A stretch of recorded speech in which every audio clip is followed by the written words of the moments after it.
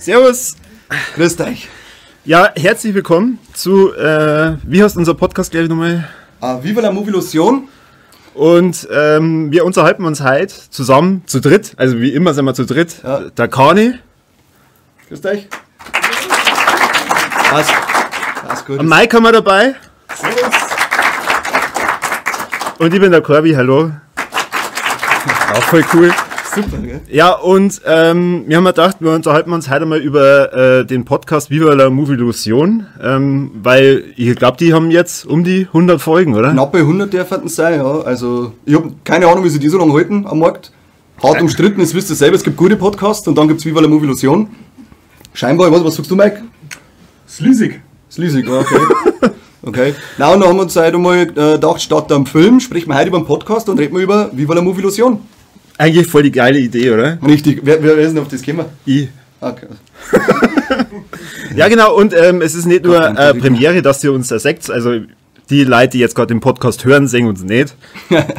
Geht's auf YouTube, der seht es. Genau, geht's bitte auf YouTube, abonnieren, Glocke drücken. Ob es dann anschaut, ist mir eigentlich wurscht. Die Werbung machen wir später. Ach so, okay. Ja, warum sind wir gerne nochmal hier in dem Saal jetzt gerade? Ja, weil das Cookie, wir sind im Landauer Kino im Cookie und das ist, ja, ich sag das, geiles Kino, gut, ich denke es nicht ganz, aber es ist halt ein geiles Kino, es ist bei uns nah da gelegen und bei uns in unsere kleinen Hartz-IV-Buden hätte man keinen Platz gehabt für die ungefähr 47 Leute, die da sind. Also ihr hört da gerade die Leute, macht's mir bitte laut. Wahnsinn. Ja, übersteuern Geräte, das ist Ich finde es so cool, was man alles im Podcast einfach reinschneiden kann. Voll, gell, ja. Das ist richtig geil. Mike, was sagst du? Ja, es ist ein bisschen Azi-Fazi. Ja, das stimmt, ja. Okay. Mike, du schaust halt so hübsch aus. Ich Ja, wie immer. Ja, du hast die halt richtig schön hergerichtet. Danke. Ich habe mir extra noch ein bisschen Lidschatten aufgelegt. Ja, merkt man. Ja gut, Schleichwerbung, Krieger. du hast dir ja unter anderem das Thema mit ausgesucht und du hast da ja voll die geile Einleitung überlegt. Ich gebe dir jetzt hier die Bühne. Eine Einleitung? Ja, um die Einleitung, die du studiert hast, okay. kundzutun. Kannst du mir nochmal sagen, was das für eine war? Steht die auf die Zettel? Klassische Arschbombe.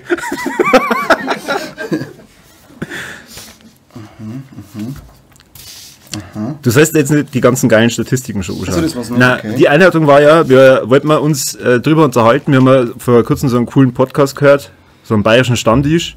Ja, und soll ich kurz erzählen, was das bei denen so geht? Ja. Wie bei unseren Filmen halt einfach. Ja. Machen wir so. Da ein bisschen tiefer in die Materie rein. Genau. Ja. Kani, erzähl mir was über die Handlung. Der Mike ist halt richtig, der nimmt da richtig Fahrt auf. Also so, wenn es da wie in die Folgen. Sag ich mal, kommt auf. Kommt auf, ja. Nein, also in dem Podcast, über den wir schmatzen, der ist halt recht mundartlastig, so wie wir auch. Also das ist freie Schnauze, wie so ein Stammtisch schon, wie jetzt gerade, was schon halbe Bier, Kassetten vorher angeschaut. Publikum am Start, immer im Wohnzimmer, ein Haufen Leute. Ja. Und dann wird sich halt bei denen total unseriös und ohne Fachkenntnisse über Filme unterhalten. Am Ende gibt es dann noch eine coole Bewertung, das ist glaube ich Triple Threat oder so. Irgendwie, keine Ahnung, normale Leute vergeben mit Punkte, sie meinen, sie sind lustig und bewerten Filme anhand von Titten, Trompeten und tote Tiere, ich weiß nicht, was das soll. Das ist eigentlich eine Frechheit. Eigentlich ist das ein Witz, ja. Vor allem tote Tiere, was hat das da verloren? Immer an dem Punkt denke ich mal, machen wir uns jetzt eigentlich gerade über den Film lustig oder fand man echt geil? Es kommt darauf an, wer dabei ist. Ja. Manche Leute meinen jemand das ernst. Manche Leute nehmen das dann ernst, ja. Das schneiden wir dann eventuell ja gar nicht in den Podcast rein am Ende. Aber im Großen und Ganzen ist es lächerlich, was die machen. Aber trotzdem haben wir uns jetzt durch die 99 Folgen haben wir uns jetzt durchgehört, innerhalb von einer Woche.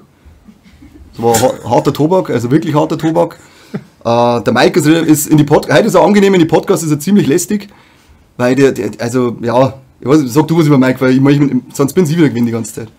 Also ich muss ja sagen, ich mag den Mike sehr gern. Also der ist eigentlich derjenige, den ich am liebsten mag in dem Podcast, neben mir selbst. Okay, ja. Der kann ist ein richtiger Hurensohn, ja. Was? Ja, also ich finde, er reißt immer wieder richtig geile Sprüche. Mike, wie schaut's aus? Hast du gerade einen Spruch für uns da? Ja, ist halt wie Schweiners für die Ohren. Genau. Das ist aber klassisch, und ich Mike mein, ist das. Ja, aber ich meine, er umschreibt das halt genauso, wie es mir denkt. Also ich darf nicht drauf kommen, aber er umschreibt so. Der nimmt uns oft die Worte aus dem Mund. Oder den anderen, weißt du. Ja. Warum magst du jetzt an Kanye am wenigsten aus der Gruppe? Also ich kann es zwar nachvollziehen, aber ich hätte es gerne mit deine Worte gehört. Also manchmal, oder hat man direkt mal ins Gesicht gesagt, wenn ich der gleichen Meinung bin wie er selber, dann ist scheiße. Also er will eigentlich schon, dass ich immer was Gegenteiliges sage, weil sonst kann er nicht mit mir fing und das stimmt ja eigentlich uncool. Das nervt mich jetzt auch schon wieder, weil wir schon wieder gleicher Meinung sind. Ja, so Streitgespräche, da verlebt doch so ein Podcast. Ja, das stimmt. Und wir sind jetzt echt schon bei 100 Folgen, oder ist das halt überhaupt die 100. Folge? Das ist jetzt so eine philosophische Frage. Ja, das ist Auslegungssache. Also ich weiß nicht, der ein oder andere bei euch im Publikum hat vielleicht den Podcast schon mal gehört. Ihr habt schon mal gehört? Jetzt nehmen Sie, es sind wir 40 Leute haben hinkommen. Also genauso viel wie wir da sind. Ja. Hey, da hinten ist der Bürgermeister. Servus, danke. Kohle habe ich dir. Unsere Folge war super mit dem Eberhofer. Er nickt. Und jetzt weiß ich nicht mehr, was ich sagen wollte. Streikgespräche. Streikgespräche. Und das haben wir jetzt ja gleich, wenn du nicht gescheit weitermachst. Ah, nein, Schmarrn, 100. Folge. Warum 100. ist Folge. das? Ist das halt die 100. Folge? Also nach der Zählung und Nummerierung, die auf YouTube erscheinen wird, ja. Das stimmt. Aber wir haben ja eigentlich auch eine geheime Folge. Eine geheime Folge haben wir auch, dann ist das sogar die 102. Folge. Genau, und über diese Folge wollten wir halt auch noch sprechen. Sollen wir das gleich machen? Sollen wir es heiß machen? Mike, sollen wir jetzt schon drüber reden? Sag ich mal, warum nicht? Okay. Also, ich weiß nicht, der eine oder andere hat vielleicht mitgekriegt, dass wir auf Steady sind. Also, wer uns finanziell unterstützen will, der darf gerne auf Steady gehen. Und da kann ich. Unbedingt, ja, wir brauchen mal was zum Essen, ich seht es. Betretenes Schweigen. Der Mike ist mittlerweile, schaut's nur, der ist gerade. Das wisst ihr, was er sonst für ein Wammerl war. Das habt ihr schon bald mal gesehen. Und das ist. Der tut mir leid, er hat 2 Kinder, also Steady, Abos. Genau, richtig. Und ihr denkt sich jetzt, ja, aber für was soll ich denn für was zahlen, wenn ich das so hören kann? Das ist eine gute Frage. Und der Kani und ich haben uns damals halt überlegt, wir machen jetzt mal Pakete. Und das erste Paket, das ist so das Paket, wo wir uns einfach nur unterstützen können und ja, uns cool findet. Haben wir schon ganze 4. Respekt. Einer von denen ist auch in dem Raum. Den feiert man zusammen. Cool, ja, der Applaus kommt nicht, weil derjenige Angst hat, ach scheiße. Irgendwer wird mich später fragen, warum machst du das? Schoß, warum schaust du jetzt so im Bonne? Ich muss schauen, ob ich das jetzt auch schneller abonniere. Ja, Zeit wird's, ich habe es schon ein paar Mal gesagt. Und ansonsten geht ein riesen Danke an die anderen aus, gell? Genau. Vielleicht lassen wir einen Schoß jetzt nur, das höchste Paket brauchst du, abonnieren. Warten, bis wir fertig verzeiht haben, weil dann merkst du das höchste. Ja, da habt ihr schon was gemacht. Ja. Na, okay. Beim zweiten Paket gibt's was? Exklusive Inhalte. Wir haben uns überlegt, ja, wir sind ja voll gut in Social Media. Wer uns kennt, wir sind auf der modernsten Plattform aller Zeit unterwegs, bei Facebook. Die heißen mit anders, gell? Wie denn? Das weiß man noch nicht, aber. Hast du einen Namen Der vorgeschlagen? Sackersepp hat gesagt, die heißen mit anders. Und wie? Da kann ich. Ich weiß es nicht, aber sie wollen anders heißen. Sie Heute wollen habe neu erfinden. ich wieder was bei Kani Post. Habe ich gegen die Regeln verstoßen. Ich habe keine Beleidigung reingeschrieben. Ja, genau. Da gibt es keine 30 Tage später, das wird zugehört bei uns. Ja, und beim zweiten Paket gibt es gleich wieder was? Gibt es auch schon was Besonderes? Ja, exklusive Inhalte. Und Ja. zwar zum Beispiel. Haben wir da schon so Folge dabei? Ja, beim zweiten Paket kriegt ihr extra Folgen. Also die könnt ihr nur hören, wenn ihr das zweite Paket gemacht habt. Und da haben wir schon ganz sage und schreibe eine aufgenommen. Aber die ist obergeil. Also, Ist jemand im Raum, also Mike, du jetzt nicht, der die Folge schon mal gehört hat, diese exklusive Folge. 6 am Arbeitsplatz. Ja! Und, hast dabei was gelernt? Hast dabei was gelernt? Meine Hilfe am Computer ausschalten soll. Ja. Also seht, das ist wirklich lehrreich, was wir da machen. Es ist nicht, wir sind nicht zum Spaß da. Wir sind wirklich nicht zum Spaß da. Es ging nicht direkt 6 am Arbeitsplatz, es war 6 am Arbeitsplatz in der Heimarbeit. Weil Lockdown, das wisst ihr du daheim, Frau daheim, Anständig bist, was tust du dann, wenn du bis 4 Uhr arbeiten musst? Aber Herz es euch um, wir werden es nämlich die eine Folge als Schmankerl für euch demnächst veröffentlichen, dass dann das zweite Paket erst abonnieren müsst, weil ihr sagt, wir wollen mehr lehrreichen Scheiß von Viva la Movilusion. Genau. Es ist wirklich lehrreich, es wird nämlich Gescheithaferrunden, weil wir haben mal gesagt, nachdem wir in unserem freien Podcast, das klingt irgendwie komisch, in unserem Podcast für das Volk, ja, coole Inhalte wie Filme und Serien und Games und sowas anpreisen und die Leute ja ermahnen, wir sind seriös, haben wir mir gesagt, hey, wir können mal richtig seriös wirken, indem wir mal Themen angreifen, die, okay, es ist auch nicht seriös. Jojo, das ist seriös gewesen, weil es wichtig ist zum Wissen, weil, stell dir vor, wir hätten jetzt nicht dazu gesagt, dass sie ausstempeln müssen. Haben wir nicht dazu gesagt, gell? Nein, ich glaube, das war doch, man darf sie einfach nicht erwischen lassen. Ja, eigentlich war es die gute Quintessenz, lass dich nicht erwischen, wenn du unter der Arbeitszeit daheim umeinander maust. Genau. Weil, wie ich es da schon gesagt habe, wenn sie mir eine Viertelstunde fürs Scheißen zahlen, dann können sie mir eine Viertelstunde fürs Mausen auch zahlen. Also, eine Viertelstunde brauche ich gar nicht. Ja, ich will gerade sagen, das war sehr hochgestochen. Sehr. So, und was gab's wieder beim dritten Paket? Da war es irgendwas mit Betriebsrat. Achso, was, da gibt's dann die? Da gibt's Merchandise, da dann geben. Aber da noch keiner das dritte Paket hat, haben wir halt noch kein Merchandise außer für uns machen müssen. Aber Ja, heute sind wir für die Gäste, also ich hab locker die Hälfte davon gehört, die haben gesagt, sie wollen ein Shirt. Echt? Ja, definitiv. Dann musst du sich ein drittes Paket abonnieren. Über Bezahlung oder kostenlos? Natürlich kostenlos, bei mir immer lieber. Aber wenn es unbedingt sein muss, dann so ja ich halt Ja, passt. okay. Also 85 Euro kostet ein T-Shirt. Ich habe bestimmt mindestens ein Ortfoto. Als ob du eine Spur hättest von mir. Aber das lasst sich regeln, oder? Für 85 Euro. Das ist fix. Schreibst du da?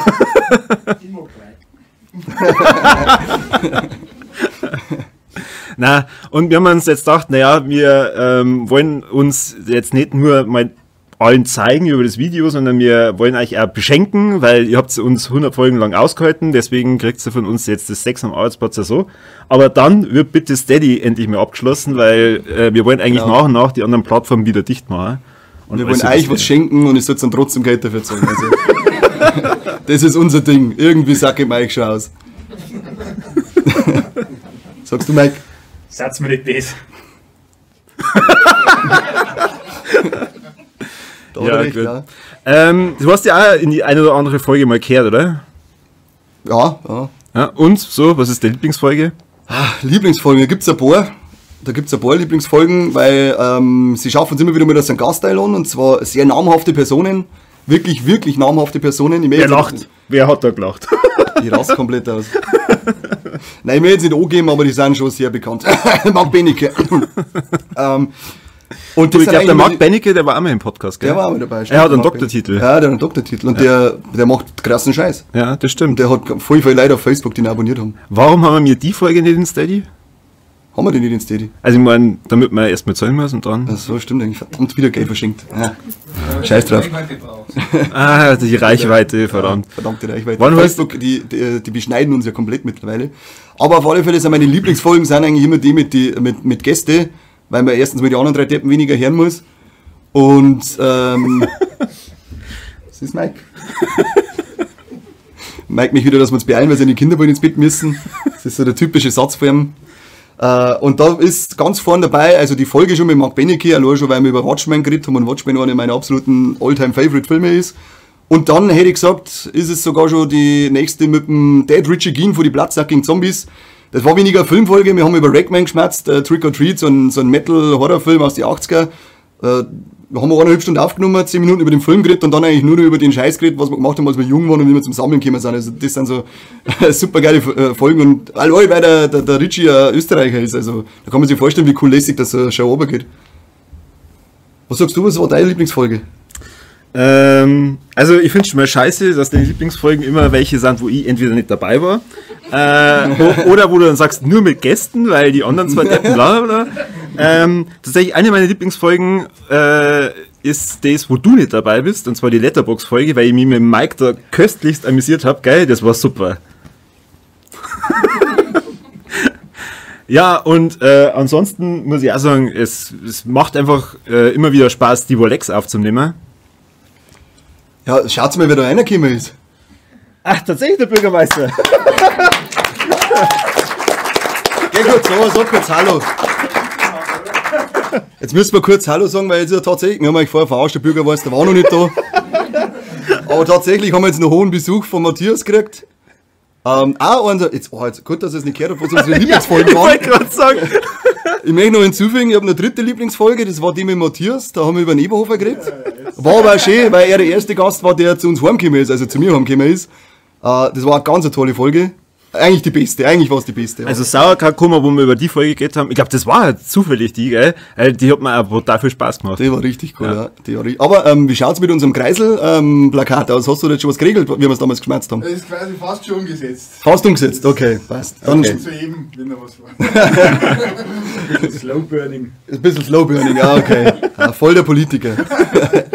Aber dann schmerzt praktisch bei der 200. Folge nochmal, oder? Unbedingt. Ja, okay, sehr schön. Aber Corby war gerade dabei, dass er seine Top-Favorite-Folgen von dem komischen Podcast verzeiht. Ja, genau. Die Warlex, also natürlich alle Warlex, ich da sagen, da reden wir dann gleich nochmal ein bisschen detaillierter drüber, warum es die Warlex gibt und wessen Idee das war. Mike. Aber eigentlich meine heimliche, absolute Lieblingsfolge ist die Shin Godzilla-Folge. Oh Gott. Weil sonst heißt es immer, der Corby hat Handlung nicht verstanden und der hat überhaupt keine Ahnung von der Welt und keine Ahnung. Aber bei Shin Godzilla, da merkt man einfach, dass ich mich mal informiert habe. Und Jetzt werde ich total. gleich revidieren, was er jetzt erzählt. Also, ich habe nämlich Aussagen vorher nach dieser Folge, weil ich gesagt habe, Corby, woher darfst du denn du mit Japan so auskennen? Und er hat gesagt, das habe ich irgendwo von einer gehört und dann haben wir gedacht, das wird schon stimmen. Ja und? Ich habe mich informiert, verdammt. Du Ratte. Na, aber also das war mit Abstand meine Lieblingsfolge. Ich war einer der schlechtesten Filme, den er so feiert. Das ist seine Lieblingsfolge. Grausam, dass ich die nur nicht rausgeschmissen habe. Ja, erklär mal warum. Weißt du technisch da sehr versiert bist und das immer schneidest für uns. Bin da sehr dankbar, Entschuldigung. Aber bevor du mich weiter schimpfst und bloßstellst, warum gibt es unsere Warlex? Wollte man mir nicht nur Mike fragen, was seine Lieblingsfolge ist? Oder hast du eine Lieblingsfolge? Alle Folgen sind geil, oder? Sag ich mal, meine Lieblingsfolge war eine Classic Horror Story. Weil, Soll ich denn da noch sagen? das war der einzigste, wo ich allein war und mir keiner reingeredet hat. Ja, Auf jeden Fall top. schon, ja. Und der Film war auch top, oder? Ja, der hat seine Höhen und Tiefen. Sage ich jetzt einmal. Das ist eine gute Überleitung, weil Höhen und Tiefen, da geht's ja auch in unsere Warlex drüber. Also wer die Warlex noch nicht kennt, die Warlex ist von uns ein erfundenes Format, wo wir über Sachen reden, die Warlex sind, also praktisch Warlex positiv, oder Bälek, also keiner hat von uns, glaube ich, den Begriff Bälek. Ich habe eigentlich gesagt, war Leck und war Dreck, weil es ein Reimer tat und du hast mit Bälek angefangen. Nein, du hast nicht War Dreck gesagt, du hast War Scheißdreck Ich gesagt. hab war Dreck gesagt. Stimmt, das war wieder Zensur wegen unsere minderjährigen Zuhörer, gell? Dieses Scheiß haben wir weg da dann. Ja, richtig, genau. Ja. Weil bei uns kennen wir keine Schimpfwörter vor. Nein. Das hat mir echt mal folgelang die Schimpfwörter auspiepen, die du und der Mike halb sagt. Ja, genau, okay. Dann muss ich ja komplett rausschneiden. Ja, das stimmt. War nicht die schlechteste Idee. Nein. Aber dann darf da gerade nicht die Hälfte Leute sitzen wahrscheinlich. Ich habe ja heute Statistiken dabei. Aha. Und nein, du brauchst noch gar nicht spicken, gell? Weißt du nur, was das allererste Warleck war? Und wer das gesagt hat? Wer sich da in das Format von Mike vordrängelt hat?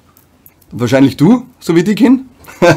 Nein. Nein, hast du dir das echt noch mal angehört, weil ich weiß das nicht mehr. Bist du irre? Mir klang schon, wenn ich das Probe hören muss. Also, ich weiß auch, was Mike, du, jetzt also, wer den Witz gerade nicht kapiert hat, der Kani hat sich vordrängelt in das Format von Mike. Schuldig im Sinne der Anklage. Genau. Aber und er weiß nicht mal mehr, was der Warleck war. Kann dir nicht mehr sagen, ich muss mich da so aufregen, da wird es ab und zu ein wenig schwarz von meinen Augen. Ich gebe dir einen Tipp. Du hast erst vor kurzem von dem gleichen. War dann Hyper, das Little Eskimo. Hey, wow. Danke für den Tipp, weil Ja. sonst war ich nicht mehr drauf gekommen. Ihr dürft ruhig kurz mal klatschen für das, dass er sein Gehirn benutzt hat. Jetzt dürft ihr einmal kurz Hyper singen, wenn ihr wollt. Nicht? Keiner singt? Ja. Machen wir die Chance wie anders aus. So, und jetzt wird's schwierig. Jetzt wird's schwierig. Jetzt wird schwierig, ja. Du hast nämlich auch gleich in der Folge das erste War, du hast es sogar Scheißdreck genannt, das erste War Scheißdreck dann auch noch gebracht. Gib mir wieder einen Tipp. Ich bin ein wenig nervös. Ich weiß nicht mehr. Steht das jetzt in die Listen drin? Das müsste halt irgendwo in die Listen dann drinstehen. Okay, überlegt aber mir. Genau.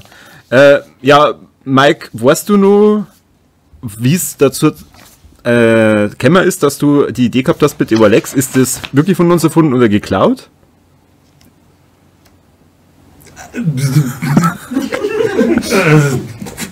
Gar nicht. Sag doch mal. Wahrscheinlich hast du das Cloud, so wie die kennen. Das ist eigentlich eine lustige Geschichte, weil so kann man kann so ein Monats-Roundup machen. Aber jeder nennt es Monats-Roundup. Und wir sind ja nicht jedermann, wir sind ja richtig geile Affen. Und dann haben wir gesagt, ja, dann nehmen wir es halt so, alles, waren wir ein bisschen Brainstorming, 3,5 Stunden. Und am Ende ist das Beste, was wir dabei zusammengebracht haben, ist dann Warleck gewesen. Und dann haben wir gesagt, machen wir Warlecks draus. Oft einmal ein bisschen eine Diskussion, weil der Mike nicht immer ganz versteht, dass das mit Warleck heißen soll, wow, geil oder so, der schläft ab und zu Ei dabei. Schon wie jetzt fast wieder, Schatz. Darum hat er gemeint, das war ein wenig vorgeschossen von uns, voreilig ausgeschossen, aber mittlerweile sind das unsere Highlight-Folgen. Also, Mike, Aber rühm dich Auf jeden damit. Fall. Rühm dich damit, ja. ja. Applaus für Mike. Aber es war ja fast schon nicht dazu gekommen, weil wer einen Kani kennt, der ist recht stur. Also wenn man den über Was ist das? wenn man dem erstmal eine Idee erzählt, die nicht er gehabt hat, dann ist die scheiße. Weil Gerade zur Info, nach der Folge wird der Corby ein paar Cent verlieren. aha, gut, dass Aber ihr das war schneit. nur. Gut, dass ihr schneit, das fliegt gleich wieder raus. Ja, und also die erste Folge von Overlex ist, glaube ich, unsere Folge 7. Also das heißt, wir haben noch gar nicht so viele Folgen draußen gehabt. Und dann hat der Mike den Vorschlag gemacht, dann kam erstmal vom Kani, wir haben mal gesagt, wir reden über Filme. Und das wirft das komplette Konzept um. Können wir gleich wieder einen zweiten Podcast machen oder wir hören wieder auf. Nein. Dann war er einen ganzen Tag lang bockig, bis ihm dann irgendwann selber die Idee gekommen ist, ja, eigentlich gar nicht so schlecht und mir kann man es Warlex nennen und wir kann auch über Scheißdreck und sowas dann auch noch reden. Ja, ich hab's und, halt dann gut gemacht. und also der Mike und ich, wir wollten eigentlich wirklich nur über Filme reden. Also auch in dem Format. Wir haben mal gesagt, ja, wir reden dann nur über Filme. Und dann kann ich da gesagt, aber das machen wir nur, wenn wir über alles reden. Also bei völlig egal was. Ja, voll geil, oder? Voll geil. So. Hier. Es wundert mich, also es wundert mich ehrlich gesagt, dass wir da noch keine schlechte Rezession gekriegt haben, wo mal drin steht, warum seid ihr eigentlich ein Film-Podcast, wenn ihr ja ständig über andere Sachen redet, wie zum Beispiel über Leute, die im Traktor sitzen und halt dann mal rechts ranfahren. Nochmal riesen Danke an diese Traktorfahrer, gell? Ja, Geniestreich. Trailer vorher rausgehauen, die mir es erklärt haben, Leute angehört, kapiert und jetzt freuen sie sich drauf. Das ist ein Masterplan gewesen. Ja. Übrigens, die Gescheithäufer-Runden, über die wir vorhin geredet haben, das war eine Idee von ihm. Echt? Also praktisch da, wo wir eine Folge bis jetzt produziert haben. Ist schon echt schwierig, da Themen zu finden. Regierung macht es mal wieder irgendwas, mit dem man dann was anfangen kann. Regierung, Bürgermeister. Macht das in Das ist in Arbeit. Arbeit, genau. Zahlen sind gerade relativ gut bei uns. Kann man wieder mal was machen können für uns. Ja, und es bleibt ja nicht nur bei dem einer Format, das du erfunden hast, weil man merkt schon, okay, eigentlich stinkt's einem schon, dass der Mike diese glorreiche Idee gehabt hat. Regt mich richtig auf. Deswegen überlegt er sich immer wieder neue Formate. Vor kurzem hat er auch den Vorschlag gebracht, mit Marcel Walz kann man ja da auch eine Reihe machen. Und zwar das Gewalz, das wir jetzt da gemacht haben, kann man öfter machen. Und warum?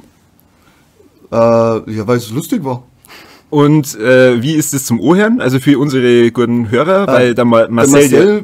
Grüße an Marcel, kauft da bitte ein Mikro. Die Leute hören die Sachen sehr gerne an, das ist ein super Runden gewesen, aber wie es mein Nuss schon gesagt hat, du hast ein Mikro sonst irgendwo gehabt, aber nicht am Mund anscheinend. Drum halt ein Mikro, Marcel, und dann gibt's unser neues Format, Gewalzt, La Petit Mort en Mort. Das ist ein super Name gewesen, oder? Ja, grandios, Der war richtig, grandios. also war richtig kreativ. Vor allem, weil es da so viel um den Film dann ging. Ja, das war wie die Folge mit dem Ritchie. 10 Minuten über den Film, über den wir reden wollten, und dann waren es Anekdoten aus sämtliche Dreherlebnisse, die der Marcel gehabt hat. Aber ich fand, das ist eine super lustige Folge gewesen. Aber gewalzt war halt, also, wenn man sich das anhört, dann denkt man sich, boah, es ist ja schon eine Gefühlsachterbahn schlechthin, weil Das dann war am voll Anfang geht's um den Film, um Torture-Porn, dann um irgendwelche Den schwulen Gay-Schuppen. Keller, wo es Ja, war, der schwulen Keller. genau, richtig. Und dann irgendwann ging's um Tod. Und dann waren alle echt frustriert. Und ich meine, ich schneide ja das Zeug. Das, was ihr nicht hört, sind teilweise diese Längen, wo dann alle einfach schweigen. Und das war so unangenehm, dass ich das dann wieder gekürzt habe und mir gedacht habe, ach du Scheiße. Bei Frau immer einer geschaut, Kabi, warum weinst du? Der ist gestorben, Naturkatastrophe haben sie auch noch dabei Naturkatastrophe.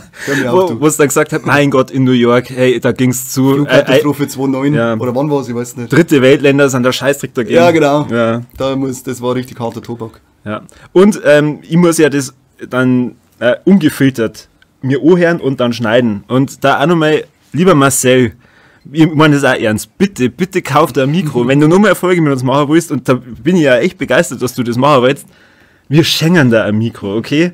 Wir überreden jetzt noch mehr Leute, dass die sich auf Steady ummelden, damit wir dir ein Mikro schenken. Das brauchen wir dann, weil wir müssen es dann auf Hollywood schicken, das Versand ist Wahnsinn, der schluckt uns. Also Leute, Bürgermeister, unbedingt, ja. Schaut's denn aus mit Kultur, Dingolfing Landau Kulturkreis, gibt's da irgendwas, wo man ein bisschen... Passt, okay, wieder mal. Sehr schön, also Marcel, der Mikro ist schon mal safe. Dann hat es ja nur ein Format gegeben, das du erfunden hast. Kommst du selber drauf? Ich weiß, ich habe nicht mehr die anderen 2 Formate kennt, die du gerade gesagt hast. was habe ich noch erfunden? Warte, lass mich überlegen. Wenn man überlegst, wenn wir Kassetten normal, dann haben wir gewalzt jetzt gerade. Ah, Falle, wer bist denn du? Ja, genau. Das war unsere erste und bisher einzige Interviewrunde. Ich sage ja, echt erfolgreiche Formate. Da muss man aber dazu sagen, das haben wir, also mit dem Sprachmann Simon, auch wieder mal Grüße an Simon, cooler Typ, macht geile Filme, schaut euch an, Garden of Love. Viertelstunde Hardcore-Blätterei, das mengen wir. Ohne Story, sondern nur Gemansche. Futter für den inneren Bohrhound. Mike sagt's, der Mike trifft den Nagel auf den Kopf. Und da haben wir uns gedacht, also die deutsche Underground-Szene ist ja komplett tot. Und ist ja cool, dass mal einer aus dem Baden-Württemberg ist, fast der Bayer. Also ist er sogar schon fast cool. Und da haben wir uns gedacht, dann machen wir diesmal einfach mal so eine Folge, wo wir wirklich jemanden interviewen und ein bisschen über sein Schaffen und sein Werk da schmerzen. Das braucht natürlich einen anderen Namen und dann haben wir jetzt einfach gesagt, wenn wir noch mehr Leute interviewen, was vielleicht ab und zu mal anstehen kann, dann nehmen wir diese Runden, wer bist denn du? Was ein bisschen ungeschickt war, ist, dass man gleich mal mit seinem Hobby anfängt und zwar, dass er Leichenteile sammelt. Ja, aber keine echten, bitte sagst dazu, keine echten. Ich sage ja, es war ungeschickt. Also ich habe mir das angehört und immer, mit wem führen die gerade ein Interview? Unterm Schneiden schon 1-0 gemeldet. Naja, sammelt Puppenteile. Da redet man nicht weiter drüber. Ja, nein. Na, aber ich glaube, wir starten mit deinen Formaten dann auch irgendwann noch durch. Ja, irgendwann müssen wir mal wieder jemanden interviewen, das hilft einfach nicht. Wir brauchen mal wieder, wer bist denn du? Gewalt, das läuft auch, da haben wir jetzt erst noch nicht gemacht. Also, das kommt schon noch. Das kommt schon noch. Das kommt schon noch. Dann haben wir ja immer wieder Special-Folgen. Welche? Weihnachten. Ah, ja, stimmt. Jetzt, wir haben ja jetzt vor kurzem erst, also das Spoiler jetzt schon mal, wahrscheinlich ist es schon draußen, wenn ihr das sagt, ein Halloween-Special aufgenommen. Das war auch super. Eigentlich wollten wir uns an dem Weihnachts-Special orientieren, aber wo wir damals die Weihnachts-Special-Folge geplant haben und auch gebrainstormt haben, hey, was war denn lustig, wenn man das so machen kann, habe ich den Vorschlag gebracht, es kann ja einer richtig Psuffer sein. Und dann haben die anderen zwei gemeint, das war ein Witz. Und ich nicht. Arschbombe. Und ja, also es war echt witzig, weil die Flaschen Wein, die ich da vorgetrunken habe als Vorbereitung, die hat die Folge für mich nochmal so richtig spaßig gemacht. Wie viel weißt du von der Folge noch? Nicht mehr viel. Also wirklich, das war dann für mich mal aufregend, wenn ich die Folge zusammenschneide, dass ich mir denke, hey, das habe ich gesagt. Cool. Auf alle Fälle ein guter Witz, wenn man sagt, wir machen das alle und dann kommt da einer nur. Das werde ich mir merken. Ja, was darfst du nur so für Formate denn vorschlagen? Was hast du nur so in petto, wo du sagst, das kann man eigentlich demnächst auch noch machen? Kann ich so nicht aus der Hand, die Formate. Also ich habe viel in petto, also ich krieg so einige Überraschungen, vor allem vielleicht jetzt auch im Bildformat, also Videoformat, aber... Mike ist immer dabei. Genau, der Mike und ich, wir waren ja schon am Account erstellen für OnlyFans, das haben wir ja oft angekündigt. Auf jeden Fall. Aber leider hat es jetzt geheißen, dass OnlyFans erotischen Inhalt aus dem Programm nehmen mich. Das hab ich schon wieder gestrichen. Ist wieder gestrichen? Ja, freilich. Ja, sehr schön. Mike? Ich frage mich nicht, woher das Mike, Genau. runter mit der Hose. Und dann später erzählen. Nein, dann wisst ihr auf alle Fälle, OnlyFans wird es bald geben.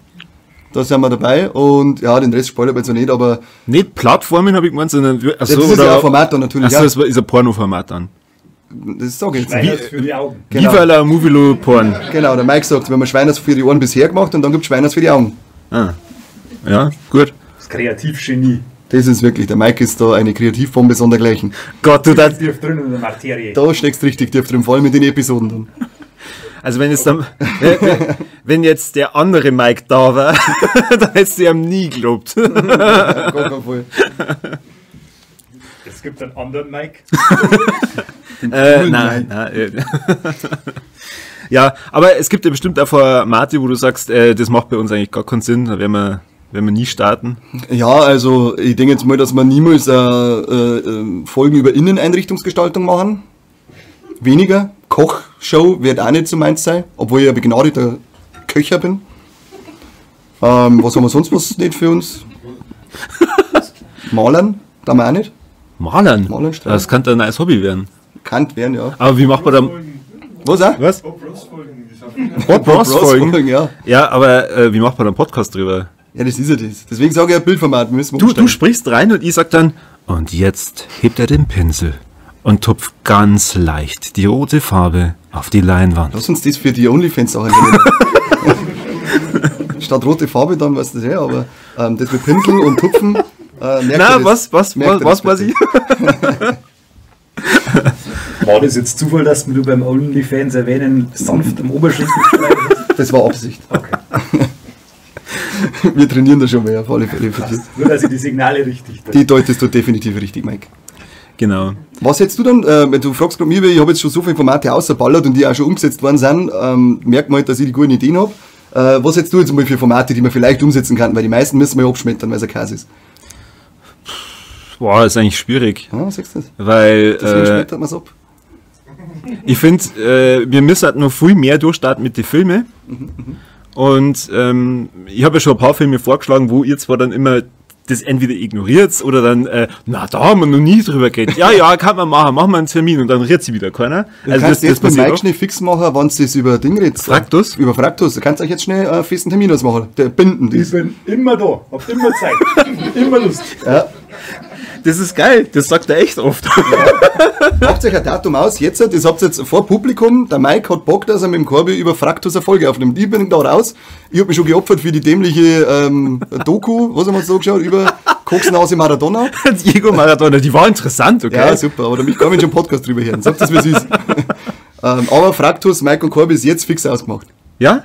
Logisch. Passt, Gebt euch Tint drauf, gebt euch Tint drauf. Hey, Corona. Oh, Scheiße. Ja, na, ansonsten... Haushalt. Genau. Na, ansonsten, was ich mir überlegt habe, was ganz cool war, wir könnten mal ein Format machen, wo wir über Podcasts reden. Also soll ich mir dann echt Podcasts hören? Du weißt, was ich von Podcasts halte. Es gibt nur einen Podcast, den ich mir bis jetzt gern, oder zwei, die ich mir gerne gehört habe, das war Fürchten lernen. Da gehen an Josh und Maike wieder Grüße Genau, aus. viele Grüße. Ja, den ich schon mal erzählt habe, der Mordlos-Podcast, den finde ich ganz angenehm zum Anhören, aber jetzt soll man noch mehr anhören. Bist du irre? Ja, warum? Nur so macht man Networking. Also das schneide ich natürlich raus, weil nicht, dass die meinen genialen Masterplan dann dabei herausfinden. Aber dann, weißt du, zieht sie das so durch, jeder kennt Viva la Movie Illusion, ob jetzt die Leute sagen, ja, soll ich ihn voll trotteln oder dann wieder damit anfangen, ja, voll die seriöse Filmseite und der Filmpodcast. Wird das schon schlecht, oder? Gescheit, ja. Jetzt wisst ihr, ich bin noch anscheinend der einzige Podcaster, der Podcast hasst. Du hast es auch? Ja, furchtbar, oder? Und er macht selber einen Podcast. Ehrlich? Das, okay, da gibt es jetzt schon zwei. Ich meine, ich bin der Einzige auf der Welt, der das, was er macht, eigentlich hasst. Aber es ist nicht so schlimm wie die normale Arbeit. Aber ja, wir können nur mal drüber schmerzen vielleicht. Okay, gut. Ja, ich habe jetzt nochmal einen gehört, die Männer, die auf Videos starren, glaube ich, heißen es. Da haben wir jetzt mal 5, 6 Folgen angehört, die sind tatsächlich auch nicht so schlecht. Das käme nicht an unsere Klasse und ist eh ganz klar. Aber sie machen Spaß dann zu hören und sie nehmen sie nicht so ernst. Das ist nämlich aber ganz schlimm bei manchen Podcasts. Die kann man uns einmal anhören, die kann man vielleicht mal einladen, ob sie zu dem besten Podcast der Welt wollen. Wenn das wieder sowas ist wie, also wer das mit Fürchtenlernen noch nicht weiß, wir sind vor kurzem bei Fürchtenlernen eingeladen worden, dass wir deren Semester abschließen. Also die machen einen Podcast über das Fürchten und die haben als erstes Thema, weil sie haben es so aufgebaut wie ein Semester, über Gore gesprochen. Und dann hat der Kani gesagt, ja, Falle machen wir das. Und dann hat er erst den Mike gefragt, ob er mitmachen will. Und hat der Mike gesagt, Falle, macht er gern. Dann hat der Kani den ersten Termin genannt, kann er nicht. Dann hat es geheißen, ja, Corby, wie schaut's aus? Ich mag das nicht allein machen. Machst du mit? Nochmal, der Mike hat erst gesagt, er kann und hat dann kurz davor gesagt, er kann nicht. Danke, Genau. Mike. Also, das ist wichtig, kurz davor, um die 2 Wochen. Dann hat es geheißen, Corby, darfst du das vielleicht mal? Hab ich gesagt, naja, wie lange brauche ich denn, um den Podcast zu hören? Ja, nicht lang. Das sind ja auch bloß eine Handvoll Folgen oder so. Überhaupt nicht dramatisch. Ja, dann fange ich mit den O zum Hören. Dann sagen sie tatsächlich, sie wollen nur 17 Folgen machen und bringen vielleicht ab und zu mal eine Bonusfolge aus. Nach der ersten Folge bringen die immer eine Bonusfolge raus, dann eine Bonusfolge auf die Bonusfolge, dann haben sie da nur auf einmal App und zum Interview. Und ich denke mir, wie soll man das alles anhören? Aber bei den Comics, eine Folge über Comics und am Ende waren es 4. Ja, genau. Und das ist dann überhaupt nicht mehr stressig, weil muss man sich fast nicht vorbereiten, wenn man dann auf einmal um die 60 Stunden Fürchten lernen hört. Auf 2 Wochen. Da haben sie dann selber zu mir gesagt, in der Vorbereitung, das hätten sie nie gemacht. Also wir sind halt wirklich mit Herzblut bei der ganzen Sache, egal wo wir dabei sind. Genau, da fällt mir gerade ein, was wir völlig vergessen haben gleich am Anfang. Wir wollten mal unser Publikum noch drüber informieren, dass sie ja eine Aufgabe haben. Also ich sage jetzt nicht zum Spaß da. Wir haben schon einen Haufen also die ganze Aufbauarbeit da durch das Publikum machen müssen. Wir sind alle minderjährig wohlgemerkt, damit es ja Kinderarbeit ist. Klärst du auf über das Q&A? Corby sei die, ich gleich auf. Corby hat gemeint, wenn wir noch Zeit haben am Schluss, dann kann man so ein kleines Q&A machen, also es dürft euch Fragen überlegen und je nachdem, wie bescheuert das sind, werden wir es beantworten oder halt nicht. Genau, also das Gute ist, wir schneiden mal einfach alles raus, was uns peinlich ist und der Rest bleibt dann drin. Genau. Also man merkt, das Publikum ist begeistert. Die schreiben schon wieder zusammen. Ja, genau, richtig. Mir wundert es, dass sie so viele Notizblöcke dabei haben. Okay. Ja, jetzt haben wir uns ja so über Formate unterhalten, über unsere Lieblingsfolgen. Was ich eigentlich nur ansprechen wollte, war, gibt es denn irgendeine Folge, wo du sagst, das war echt der absolute Scheißdreck und dafür schämst du ja ein bisschen, dass wir das gemacht haben? Also eine Folge, für die ich schäme für nichts. Also, das hört man ja vielleicht dann auch. Ich habe ja extra eine Liste mitgebracht mit unseren ganzen Folgen. Darf ich jetzt Notizen nehmen? Du darfst jetzt kurz die Notizen anschauen. Ich hab das Gott sei Dank alles im Kopf. Ja, Mike, willst du anfangen? Nein. Also eine Folge, wie gesagt, schauen wir mich für nix. Schauen wir mich dafür, dass du die Diego Maradona-Folge haben wolltest. Aber so hey, ich hab mir gedacht, also ich mag ja selber keinen Fußball. Ich hab mir gedacht, wenn wir eine Fußballfolge machen, und mir war nicht bewusst, dass der Diego Maradona nicht unbedingt so beliebt ist, schon. Sehr sympathischer Kerl gewesen. Rest in Power. Ja, genau, Rest in Power. So geht Rest das. in Koks, oder? Und ich hab mir gedacht, dann, wenn wir gleich am Anfang eine Fußballfolge machen, dann starten wir voll durch. Muss man uns eigentlich überhaupt keine Mühe Deutschland, mehr geben. Fußballnation, Bayern, vor allem Niederbayern. Ja. Gibt nichts Wichtigeres als ein Hami-Wein aus der Hami-Klasse. Wenn der am Sonntag spielt, da haben wir gemeint, da schießen wir richtig. Aber ja, wie ich gerade gesagt habe, es gibt nichts Wichtigeres als ein Hami-Verein aus der Hami-Klasse. Und wenn der dann spielt, die erste und zweite, dann kann man sich unseren Podcast nicht holen, weil dann muss man am Fußballplatz draußen stehen. Und meist auch sehr rassistische Beleidigungen ins Gegnerteam einschießen. Also, willkommen in Niederbayern. Der Roger-Gelb. Ja genau, der Ocho-Gelb, immer der Elfer. Es ist immer der Elfer, das müsst ihr euch merken. Niederbayern ist immer der Elfer. Und wie schaut's aus? Hast du irgendeine Folge, wo du sagst, da schämst du dich ein bisschen dafür? Nein, wie gesagt, null Scham, gar nichts. Unsere Qualität von den ersten Folgen, die sind ein bisschen, dass man sagt, war noch nicht so cool, aber haben wir noch nicht so Quickman gehabt, wir haben erst Kohle verdienen müssen. Oh, das ist auch wieder so eine geile Story. Ich habe von Anfang an gesagt, kauft euch ein gescheites Mikro, weil das hört man echt von der Qualität her und da kann ich, überhaupt nicht.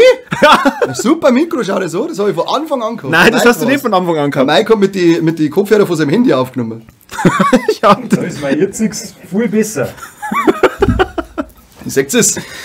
Also, der Kani hat erst dann gesagt, okay, gut, ihr kauft sich halt dann auch ein Mikro, als er dann die erste Folge gehört hat.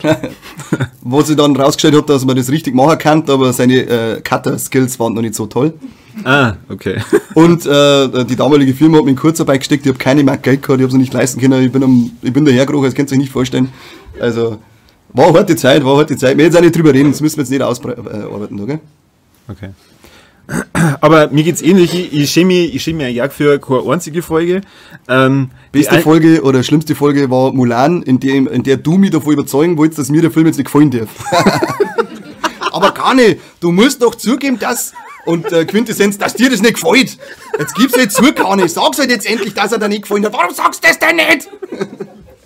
Und der war doch voll besser, wenn nicht Disney draufsteht hat. Bestes Zitat ever. Der Film war doch gut, wenn nicht Disney draufsteht hat. Was? Was war denn anders, wenn Universal draufsteht, Corby? Was? Sag's mir bitte. Beste Folge ever. Ich weiß nicht, was du meinst. Also, wenn du mit sowas schon anfängst... Jetzt wird ein Streikgespräch. Tatsächlich, es gibt keine Folge, die ich jetzt, so wie es draußen ist, nicht mag, aber es gibt ganz, ganz viele Folgen, die hasse ich wie die Pest. Und zwar, wenn ich es zusammenschneiden muss. Wir haben ja gestern kurz was aufgenommen. Mit dem Walz. Ja, dauert das lang? Na, dann schaue ich 1,5 Stunden. Und man muss das mal so sehen, ich muss praktisch das 3-mal so lang schneiden. Also das heißt, wenn da 1,5 Stunden sind, dann sitze ich einfach da einen halben Tag. Und meistens ist es ja dann nur so, meine Frau hat es mittlerweile so im Blut, dass die weiß, okay, je später sie am Samstag aufsteht, umso besser, weil dann ist der Körper schon fertig mit dem Schneiden. Und das sind dann so die Momente, wo dann die Tür aufgeht, ich einen ganz bösen Blick kriege und dann bist du immer noch nicht fertig. Dass du jetzt nach 100 Folgen immer noch so lange brauchst, hä? Und die anderen... Ich denke mir jetzt, wenn ich den Satz beim Aufnehmen sage, wo ich weiß, es wird lang, und da fällt der Satz halt ziemlich oft, ach, muss gerade der Korbi schneiden. Stell ich mir jetzt mal vor, wenn er drin sitzt und schneidet, und dann kommt diese Passage, ach, muss gerade der Korbi schneiden. Wie er mit irgendeinem Messer in sein Bürotisch reinhaut. Was machst du da in den Momenten? Das würde mich tierisch interessieren. Meistens stoppe ich dann und gehe einfach kurz raus. Dann da fange ich mich wieder und dann schneide ich wieder weiter, weil ich denke mir dann, naja, da wird es auch nicht fertig. Waren da oft, Jesse? Okay, seine Frau, die stimmt zu. Eindeutig hat die zugestimmt. Und die anderen sehr beschissenen Folgen sind die, wenn wir irgendwas über Marvel aufnehmen und du sitzt da schon eine Stunde und denkst da, ich weiß schon seit einer halben Stunde nicht mehr, was ich sagen soll. Und er hört einfach nicht mehr auf. Bin voll der Hund. Und dann, ich glaube, bei irgendeiner Folge war es, ich glaube, es war WandaVision oder so. Ah, die haben wir auch, genau. Da haben wir 3. Ja, da haben wir 3 Folgen drüber aufgenommen. Einmal in die Alex. Das war auch Zufall. Dann einmal, wir müssen jetzt schon eine Folge über die ersten 2 Folgen WandaVision aufnehmen. Und dann nochmal eine Recap-Folge. Und da war es echt so, viel. Nach einer Stunde denke ich mir, jetzt ist doch mal wieder gut. Und dann wollte ich schon immer wieder ansetzen zum, so, und jetzt dann abmoderieren. Nein, er weiß noch was. Ich weiß noch was. Ja, also, gut, WandaVision, jeder, der das gesehen hat, der weiß, dass die Obergeil war. Da hat man viel Redebedarf, schon alle nicken zu. Also, die verstehen es, warum ich meine Fotz nicht halten habe können. Die Idee mit, die ersten 2 Folgen gleich besprechen, hätte ich gemeint, cool, weil es aktuell ist. Ich wollte schnelllebiges Internet nutzen und aktuell was aussauen. Corby hat eine Sau lang braucht zum Schneiden. Darum waren wir nicht mehr aktuell und darum war das Reihenvoll mit den 2 Dingen. Das ist eigentlich voll der geile Übergang auf die ganzen Statistiken, die ich mitgebracht habe. Also, wen später interessiert, für die Leute, die jetzt im Kino sitzen. Handouts bitte rumgehen? Nein,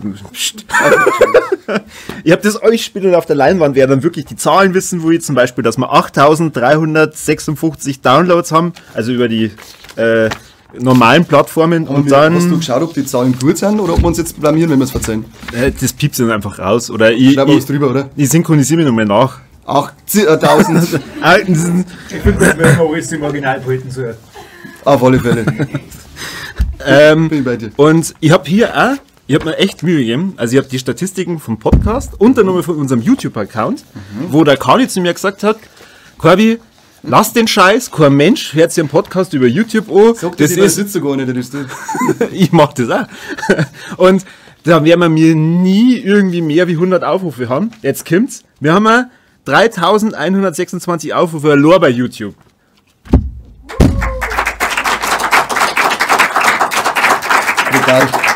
Das ich jetzt nicht gedacht. Lustig sind auch unsere... Vielen Dank, dass du da warst, gell? Danke, der Bürgermeister geht wieder. Der Bürgermeister geht, Applaus. Super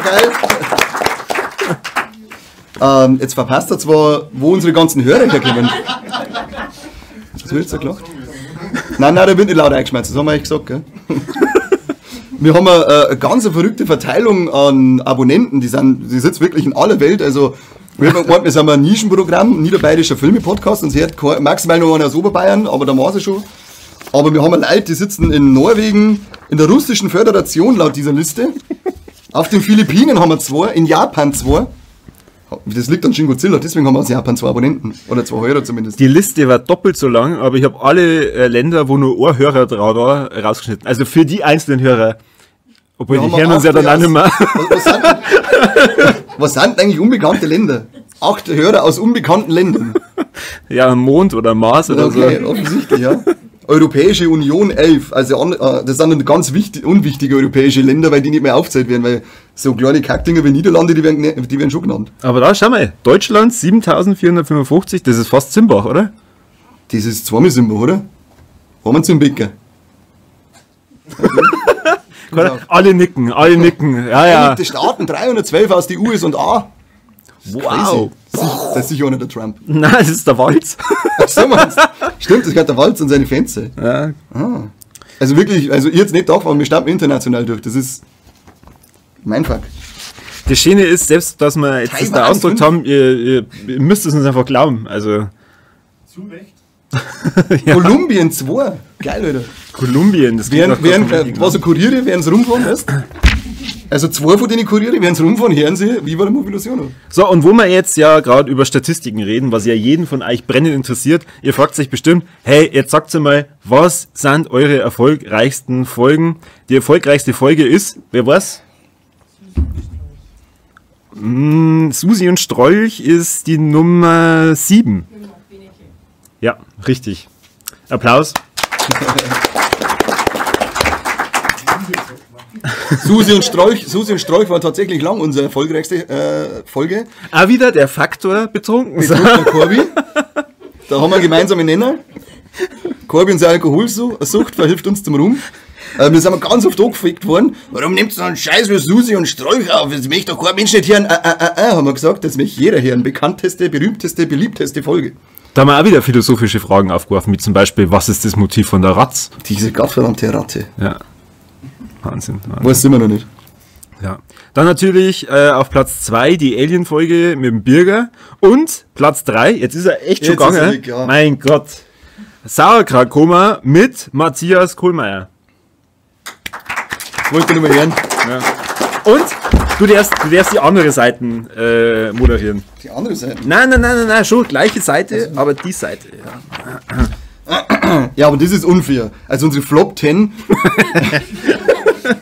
Das ist unfair, weil die Folge, die ist gestern erst rausgekommen. Und jetzt ist natürlich ist wurscht. Unsere am wenigsten gehörte Folge ist Zimmer 1408, aber die, wie gesagt, die ist gestern erst rausgekommen. Die wird sich sicher in die Top 10 schießen. Der Witte. Arschbombe. Arschbombe, sagt der Mike. So, Arschbombe, sagt der Mike. bei der nächsten Flop-Zahl sollte der Mike kurz mal weghören. Die nächste schlechteste Folge ist Inside So. An Mike sei Buchbesprechung. Buchbesprechung, Jetzt. in der er gesagt hat, dass es ein Buch gibt. Und Platz 3, Das verstehe ich nicht. das verstehe ich schon, weil ich halt auch nicht dabei war, Barella. Wieder mal eine der wenigen Ideen, wo erst beide sagen, ja, mach mal, dann wird es dreimal verschoben am gleichen Tag, bis dann der Kali sagt, ja, eigentlich so gut war er nicht, macht es lieber ohne mich. Ja, und die Zahlen sprechen für mich, gell? Die Zahlen sprechen für mich. Das will ich jetzt gerade mal sagen. Und eine Classic Horror Story ist da auch noch mit drauf. Und die Flop 10 der Classic, ja, ganz klar, das sagt, dass der. Das ist Methode, aber das war die beste. Das war Sagen wir ehrlich. Sagen wir uns ehrlich, ja. Ja, definitiv. Der geneigte Hörer wird das schon noch erkennen. Ja, gut, also wir haben jetzt über die Tops, die Flops geredet. Was habe ich sonst noch für Das Statistiken? ist sogar mit Diagramme, was soll denn das? Ja, ey, das ist sau Arten von interessant. Zugriffsquellen. Ja, nein. Interessiert euch das? Okay. Sonst, dann da die eigentlich sagen, jetzt haben wir ein bisschen über die Vergangenheit geredet, wir haben über die Gegenwart geredet. Also jetzt ist gerade die Gegenwart, wer verwirrt ist. Und was ich mir nur überlegt habe, wir könnten nur ein bisschen über die Zukunft reden. Ja, haben wir doch schon gesagt, oder? Zukünftige Formate. Was Ja, ist denn? dass du es nicht verraten OnlyFans. willst. Und Ach so. ja, OnlyFans ist eine Plattform übrigens, kein Format. Das wird ein Format. Achso. Das wird bei uns. Was waren so Folgen, wo du sagst, boah, das würde ich mir nur wünschen, dass wir das nicht gemacht haben, ist eigentlich fast eine Frechheit. Ja, Frechheit ist eigentlich, dass jetzt haben wir schon zweimal, haben wir es jetzt schon gesagt, dass wir es einladen und ich habe sogar in die Insta-Stories markiert, die ganzen Seppen von Eskimo Callboy, aber die reagieren nicht. Ich verstehe das nicht. Also was ist mit euch? Ich gehe auf eure Konzerte, zahle teuer Geld dafür Und dann könnt ihr es nicht mehr gratis bei uns im Podcast mitmachen, oder wie? Ich würde nur sagen, die Jungen gerne persönlich hätte Filmwunsch, Ja. auch dass es mir. Aber hallo, und wenn ich bis Januar zu dem, wann ist es? Am 7. Januar, oder? 7. Januar, ja. 7. Januar in Minga, wenn ich bis dahin keine Antwort von euch gekriegt habe, dann wirf ich vollgeschissene Unterhosen auf Bühne auf. Es lacht jetzt, aber es wird passieren. Scheiß Okay. auf 3G-Regel. Und dann, was passiert dann? Wieso? Dann sagen sie, fuck, hätten wir uns noch gerade gemeldet bei dir. Ja, Das ist so das darf ich mir nur wünschen. Eskimo, bitte. Dann will ich aber auch mit dabei sein. Du bist jetzt mit starten, wir unterhalten uns da. wir haben ja tatsächlich ein oder zwei Redaktionsrunden schon mal gehabt. Also wir sind eine Redaktion und wir machen mal Runden, wo wir uns überlegen, über was kann man denn nur so reden und wen kann man denn einladen. Und du bist ja jetzt auch schon seit längerem an einer Dame dran, die du unbedingt in den Podcast einladen willst. Stimmt, da haben wir auch schon öfter mit dir geschimpft. Frau Emma Dreams, also wir haben jetzt schon öfter miteinander geschimpft, dass du bei uns vielleicht mitmachst. Du warst jetzt lange nicht aktiv auf Instagram, aber ich schreibe dir demnächst wieder, dann kann man vielleicht weiterplanen, vielleicht haut es noch hin. Mit Monaco Francis am Nein. Vielleicht für die Leute, die nicht wissen, wer das ist. Das soll ja eine Überraschung werden. Du kannst ja nicht alles vorwegnehmen, es ist eine Überraschung. Aber ist eine sehr hübsche, engagierte Frau und die macht tolle Sachen. Auf was für Plattformen veröffentlicht die so ihre... Instagram, sag ich es immer. Ja. Und ihre Einzigste. Das ist die einzigste, ja. Und die Videos? Die, wo auf Instagram das macht. Wo sind die Videos so? Videos habe ich jetzt noch gar nicht gesehen. Da habe ich jetzt noch gar nicht gesehen. Nein. So. Okay, na gut. Bitte. Vielleicht sagt es uns ja dann, wenn es Gast ist, dann kann sie es uns. Genau, googelt es einfach mal. Genau, googelt es einmal. Müsste übrigens wahrscheinlich auch was zahlen. In der Arbeit am besten. Da freut sich jeder Verlauf vom Arbeitscomputer. Und ja, wir sind also schon wirklich ewig, bin ich mit Monaco Franz im Gespräch. Gestern war es soweit gewesen, dass wir endlich miteinander aufnehmen. Und dann haben wir endlich mal einen Gast gehabt, der Equipment hat, der richtiges Equipment hat. Nicht so Kopfhörer, wo er einschmerzt, so wie der Mike am Anfang oder der Marcel, sondern er hat richtiges Equipment, aber dann ist unser Equipment so groß, dass sie unsere Plattform, über die wir aufnehmen, nicht mehr auskennt hat. Jetzt waren wir gestern, hätten wir zumindest schon mal online drauf, der Franz und ich, dann haben wir kurz telefoniert, dann haben wir gesagt, ja, er holt das nächste Mal das weniger gute Equipment und dann probieren wir es mit dem noch mehr. Also vielleicht gibt es in naher Zukunft, wir haben jetzt im November noch mal avisiert, endlich eine Folge mit Monaco Franzi. Er hat Ein herzlicher echt- Musiker, die ist ganz cool. Er hat echt gesagt, er holt das weniger gute Equipment, damit er mit Mit uns... weniger Eingänge, nicht weniger gut, es hat aber weniger Ein- und Ausgänge, käme ich doch nicht aus. Aber der nimmt die Musik auf, da brauchst du ein gescheites Zeug, sonst hört sich so wie unser Podcast. Und er hat aber irgendwas, wo weniger Eingänge und Ausgänge sind und das war dann wahrscheinlich besser und das heute so. Dann fragt mich nicht, ich kenne mich da nicht aus. Ja, das hat er okay, gesagt, okay. wahrscheinlich hat er nicht mengen, weil wir Deppen sind. Mike hat ja schon des Öfteren gesagt, Olaf Ittenbach wäre mal was, gell? Der Mike hat aber schon öfter gesagt, er nimmt mit dir Fraktus auf. Haben wir jetzt ja auch fix gemacht. Okay, wieder mal. Okay, sehr gut. Könnte man es auch noch besiegeln mit Blut oder so. Wegen einem Gory. Für einen Gorehand wieder mal. Überlasse ich euch. Ja, machen wir dann danach, okay? Okay. Gut. Wenn wir dann die Statistiken fürs Publikum haben, dann sind die abgelenkt. Dann sind sie weg. Boah, ey, wenn ihr das sagt. Da geht's richtig ab. Ich hab aufgehört mittlerweile, Vorschläge zu machen, wen wir einladen. Warum? Also, ich sage jetzt den Namen nicht. Entweder der Kani sagt oder jemand anderer, kann sich das dann Nein. überlegen. Ich hab mich für den extra bei Twitter angemeldet.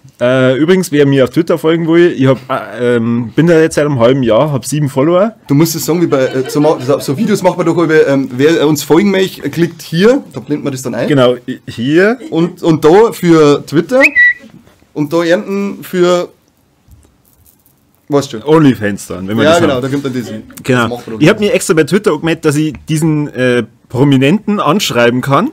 Und dann habe ich fast einen Herzinfarkt gekriegt, als er mir wirklich geantwortet hat. Beziehungsweise, ich bin ja strategisch echt richtig gut bewandert und habe mir gedacht, ich kann mich jetzt bei Twitter anmelden und den sofort anschreiben, sondern ich gehe jetzt mal auf Twitter und bin aktiv. Ich habe mir gedacht, ja, wenn ich mal so 50 Follower habe oder so, dann kann ich den ja anschreiben, dann ist es nicht ganz so peinlich. Arschbombe, da hat der Mike mal sagen, Arschbombe.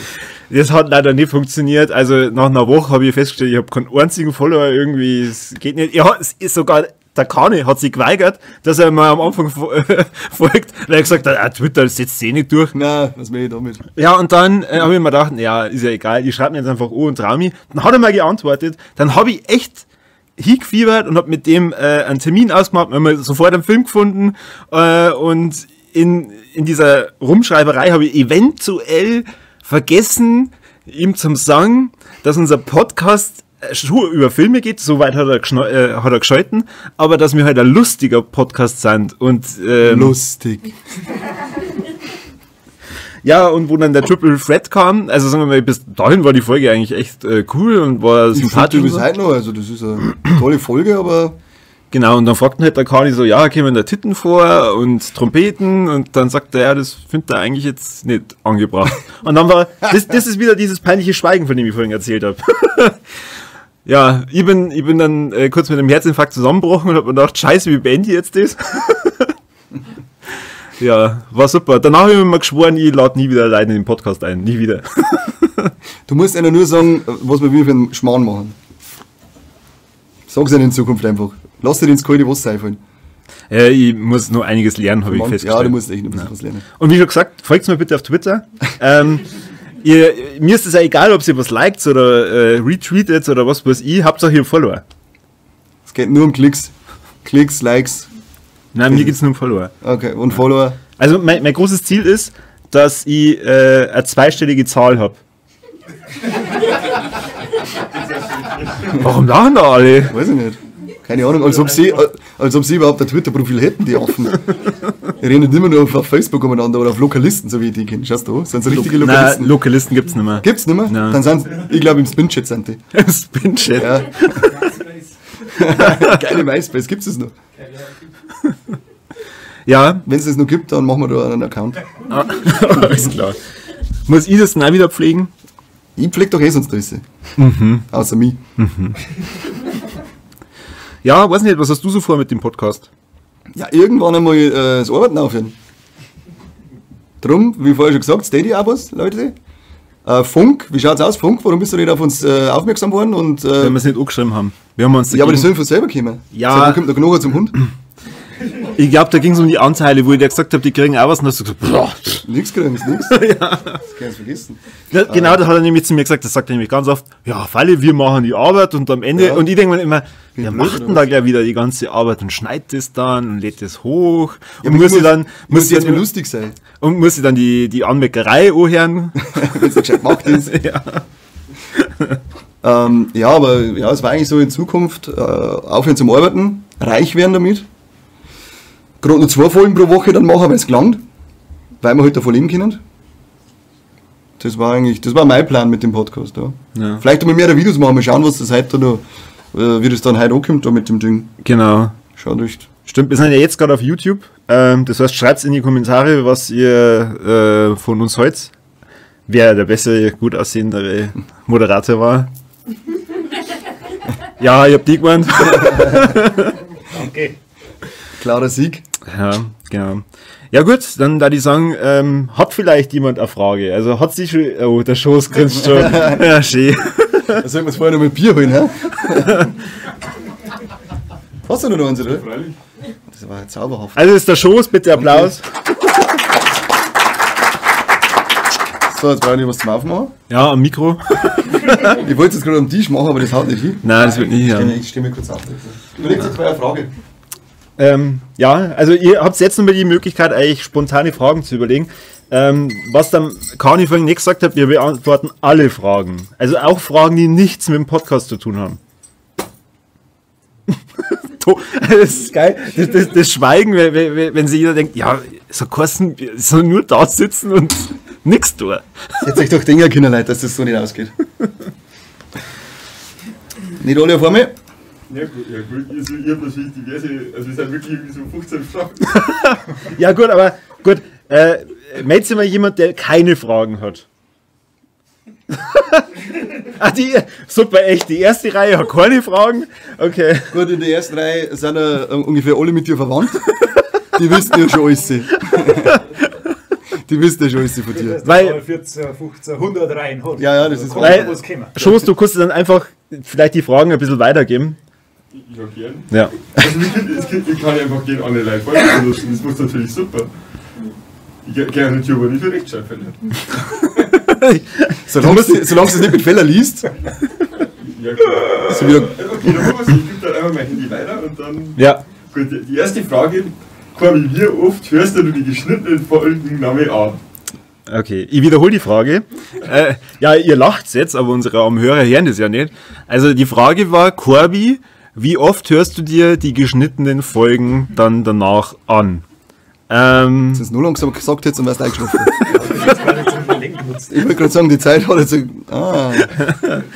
sehr oft. Ich höre mir die Folgen dann an, wenn ich es besonders witzig gefunden habe. Und die höre ich mir dann auch wirklich öfter an. Also die Weihnachtsfolge, ich weiß nicht, wie oft ihr das gehört habt. Jessica Lieder von Singer, also irgendwann hat sie dann gesagt, hä, haben wir mir das nicht vor einer Stunde schon gehört? Schade, sei Start, jetzt kommt gleich der Kahn Ja. wieder. Nein, da habe ich schon gesagt, hey, also schon beim Anfang, da sind ja noch Glocken hinterlegt. Also für die Leute, die das noch nicht gemerkt haben, ich habe da bei dem Opening auch noch Glocken hinterlegt. Richtig Wahnsinn! geil. Top Corby, Top Corby. Ja, Aber aber das dann, ist so weiter. Also, bald ist wieder Weihnachten, brauchen wir keine neue Folge aufnehmen, weil die kann jetzt, die ist wie das letzte Einhorn. Das kann man jedes Weihnachten einfach laufen lassen, das Ding. Evergreen. Evergreen, Ja. ein richtiger Evergreen. aber es gibt halt dann Folgen wie mit dem besagten Prominenten, von dem ich vorhin, die Folge habe ich auch fertig geschnitten, mir nicht mehr angehört. Also das, Ich ja, verstehe es nicht, warum. Also, du hörst deinen eigenen Podcast. doch, aber halt auch nicht alle Folgen. Gut, wer will die nächste Frage stellen? Ja? Wer war dieser besagte Prominent? Scheiße. Das ist der will nicht beantworten. Also, die Frage war, wer war der besagte Prominente? Jetzt, just in diesem Moment fällt mir ein, ich kann ja schneiden. Aber ich muss trotzdem nicht beantworten. Nein, das, Du hattest alle Fragen. wir haben aber auch gesagt, dass wir es wegschneiden, was uns nicht passt. Also. Nein, du darfst das schon sagen, aber mir ist peinlich, ja. Ja, es war ja nicht schlimm. Ich weiß, für einen Corby ist es nur, weil das ist ein Idol für einen Corby gewesen. Und der Corby hat gemeint, das wird jetzt die witzigste, aber witzigste Runde aller Zeiten. Und unser Gast, der Florentin Will, hat das alles ernster genommen, weil wir halt auch einen relativ ernsten Film besprochen haben. Und ich denke mal, dass er einfach nur die Info braucht hätte, du, pass auf, bei uns ist halt eine Blödelrunden. Der einzig ernste Film, bei dem wir das nicht hatten, war wahrscheinlich Schindlers Liste. Jeder andere Film wird bei uns halt schon normal besprochen, aber halt immer mit einem gewissen Augenzwinkern. Das hat halt einfach nicht gewusst, da kann man ihm keinen Vorwurf nicht machen. Darum ist es halt am Ende ist halt dann bei diesem Triple Threat halt kurz okay, das finde ich jetzt nicht so cool, weil das Thema am Florentin wirklich wichtig war, dass er das auch anspricht, weil es halt da um die ganze Catcalling, die ganze Scheiße, was halt die ganzen toxischen Arschlochmänner gegenüber Frauen gegangen ist bei dem Film. Es ist wirklich ein sehr ernster Film, ein sehr ernstes Thema auch, und er War wollte... eigentlich ja Bescheid, dass ich die mitgenommen habe. Das war erstens schon mal dumm, dass er ihm nicht sagt, wie wir sind, und dann halt noch mich mitnimmt zur Selbst. Also, das ist der nächste Fehler gewesen. Also, kein Vorwurf an den Florentin, aber Riesenvorwurf an den Corby. Hey, ja, die Natürlich Folge, gibt's die. die Folge gibt's. Also für das, dass jetzt der eine oder andere denkt, hey, die Folge ist doch gar nicht so schlimm. Ich habe das wirklich rausgeschnitten. Also es war wirklich unangenehm, und ich glaube, dass man der Florentin das auch nicht übel nimmt, dass ich es rausgeschnitten habe, weil vielleicht in ein paar Jahren, wenn er sich denkt, hey, war eigentlich ganz lustig, könnte ich ja vielleicht nochmal mit in den Podcast Ich machen. glaube, der hat den Laptop zugeklappt und hat gesagt, diese Vollidioten. Ich glaube, ich habe schon eine Mail aufgesetzt gehabt, wo er gesagt hat, ich möchte nicht, dass das veröffentlicht wird. Aber also, so muss man sich vorstellen, ich habe mich wirklich nur für ihn bei Twitter angemeldet. Du bist so eine Bitch.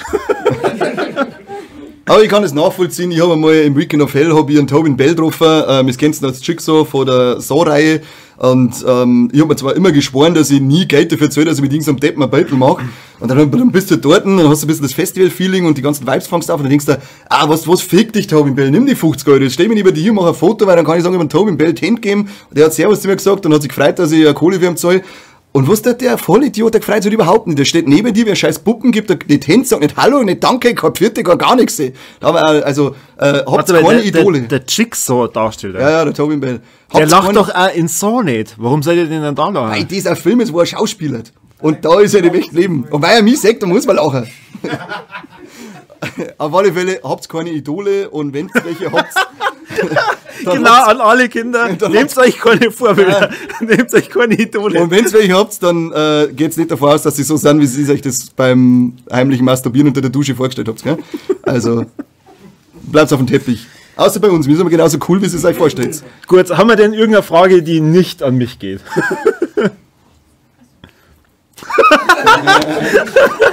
Was wird der Tuschelt? Ich hab irgendwas, Geht an die, aber warum habt ihr so gar nicht mit Vedo? das haben's. Also, Ich meine auch körperlich, also nicht nur emotional. Das haben's auch. na, körperlich, ich glaube, ich habe da wirklich körperlich noch nie. Du willst oh, doch, Falle. Oh, leck. Aha. Ja, also ich habe am Kani schon mal sehr schlimm körperlich wehgetan und das tut mir heute Eigentlich auch habe ich wieder leid. zweimal, ich hab einmal selber weh, aber auch Ja, wegen das ist Ehren. doch, nein, das ist nicht, das ist war nicht dein scheiß Jungs das ist doch nicht mein Schuld, was du dann da machst. Was musst du heiraten? Ja? Hättest du nicht geheiratet, hätte ich nicht den Jungs abschieben müssen, dann hätte man nicht am Knie weh. Müssen, genau. Alle haben die gezwungen, dass du dabei bist. Ja. Bitte kann ich mit, weil das so lustig werden. Also, wir waren auf meinem Junggesellenabschied und wir haben halt ein bisschen was getrunken. Null, ich nicht, ich war vorher. Und wir waren beim Paintball spielen und dann waren wir eigentlich schon so weit durch. Also eigentlich alle haben gesagt, okay, sie haben jetzt keinen Bock mehr und das ist jetzt gut. Und wir haben nur ein paar Kugeln gehabt. Dann hat der Kani Du musst gesagt, verschießen, dazu ist dann Haufen Geld. genau, hat der Kani gesagt, ich brauche eine zweite Waffen. Dann ist er mit 2 Waffen nochmal in die Halle eine. Obergeil, und dann hat er geschossen und dann hat er einen Purzelbaum gemacht. Dann hat sie dann nochmal so hingestellt und keine Ahnung. Auf die Knie gerutscht und geschossen, wieder John Wick, ich war der John Wick, das war richtig geil. Genau, und dann Kinder aussehen, oh, ich hab mal weh, du. Oh, leck, hab ich mal weh, du. Und was war das dann am Ende? Weil du hast Wir haben dann, ein Zweierduelle gehabt, das muss ich mal dazu sagen. Wir haben dann noch, jeder, der seine Kugeln verschießen will, haben wir Duelle gemacht. Und du, wenn du jetzt 1 gegen 1 spielst, dann ist das richtig, das ist Nervenkitzel pur. Das ist, also, mehr nicht, man muss erlebt haben, ist brutal. Und dann musst du wieder mal in Deckung rutschen auf die Knie. Dann schnulzt er halt vielleicht noch mit Kniescheiben auf die Seiten und reißt er das Innenbandel oder Meniskus ein bisschen ab. Aber was sollst du denn machen? Das war Also, Krieg, das war die Hölle. Das war eben. oder warte, ich erzähl jetzt nur kurz, warum ich ihm dann Vero hab. Also es war am gleichen Tag und dann, so dumm, und dann auf die Nacht und es ist komischerweise noch mehr Alkohol getrunken worden. Und wir haben dann tanzt und dann lasst er sich so fallen und ich fange da halt auf und merke dann, Hebefigur, hätte hui, sein sollen. ist doch ein bisschen schwer. Aber hier Muskelmasse. Das war Und eine hab ihn halt Massephase. dann, also ich bin mit ihm dann runtergefallen, aber bei ihm war es halt dann leider so, dass er mit dem Kopf irgendwo hart aufgeschlagen ist. Gegen einen Stuhl bin ich gefallen. Ja, also das war mir dann da schon sehr unangenehm. Den Aufprall, das merkt vielleicht nur, dass da was blimm ist. Und dann ruft der am nächsten Tag an und sagt, ja, also ich komme jetzt gerade aus dem Krankenhaus. Ich so, okay, also jetzt ohne Scheiß, ja, wirklich. Ich so, ja, und? Ja, der hat gesagt, ich bin jetzt leider leicht behindert, weil er praktisch sie so mit dem Kopf abgeschlagen Genau, hat. dafür müsst Und dann war er Mucks. Mucksmeister stand und du stehst da. Na, was? Ohne Scheiß jetzt. Na, mega mein Fuß. Scheiß leichtgläubiger Korbi. Dafür brauche ich keinen Doktor, dass der feststellt, dass ich leicht behindert bin. Also bitte, das hättest du vorher wissen müssen. Ja, und die emotionalen Schmerzen, die ja manchen Leuten mehr wedern, das ist immer dann, wenn der Mike und ich uns einig sind oder wenn der Mike und ich eine Idee haben und das gefällt ihm halt nicht. Und man sind meistens merkt es, dass er dann dahinter echt kocht. Das ist grausam. Ich denke echt jetzt, meinst du diese Scheiße ernst? Meinst du das ernst? Dann kommt jetzt selbst raus, wie mit dem Alex, dass es halt dann verfeinert, verbessert und richtig macht. Ja, genau. Aber war eine gute Frage. Also ich frage mich das fast täglich. Ja. Gut, haben wir noch eine andere Frage. Es ist wieder eine Frage an Mike. Und zwar, warum der Mike der Schönste in dem Podcast ist. Muss man das sagen? Sag mal. Was war die? Ah ja, also es stimmt, also die Frage war, warum der Mike der Schönste ist, oder was? Genau. Also, Warum? Also das ist ja offensichtlich, oder? Ich wollte gerade sagen, das, Podcast ja nicht. ja, aber es ist ja diesmal mit Video, jetzt erzählen sie es. Und außerdem haben wir schon ein paar Battle auch gemacht, Post. für die Leute, die nicht wissen, was Bilder sind. Im Social Media, Selfies heißt es auch, Duckface, Selfies, so zeigen, was man so auf Instagram post und auf Facebook auch, aber da sagt man es, ich glaube, es gab einmal eine Abstimmung, so ein Witzpost mit dir und mir, wie besser ausschaut, und ich habe gewonnen. Unmöglich. Ja, okay, kann sein. Das klingt auch nach einem Traum. Na, ja. Kann sein. Ich habe voll verrückte Träume. Ja. Aber es war ein schöner Traum. Aber vielen Dank, war eine gute Frage. Die beste eigentlich. Ja, vorne in der ersten Reihe war, glaube ich, auch nochmal eine Frage, oder? Nein, nicht. Chris, was Okay. wolltest du wissen? Ja, nix. Das stimmt nicht. Der Show schaut so. Ich kann ja nicht alle vorlesen. Na, du kannst es ja durch. Doch, das merkt keiner im Podcast. Ja. Gib mir mal Julia, die wollte nämlich auch was vorlesen. Ja, Julia, was willst du die fragen? OnlyFans-Frage vorlesen. Sag's jetzt mal, Julia, weil das ist genau dein Milieu, OnlyFans. Das kann ich nicht sagen. Sag's jetzt. Sag's jetzt! Wer hat die größten Schwengel? Okay, Also soll ich das durchfahren? du musst es ja nochmal in den Podcast dann sagen, ja? Also die Frage von der Julia war...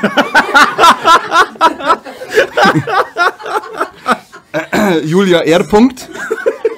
aus S. Imbach. Adresse. Wer den größten Schwengel von uns drei hat.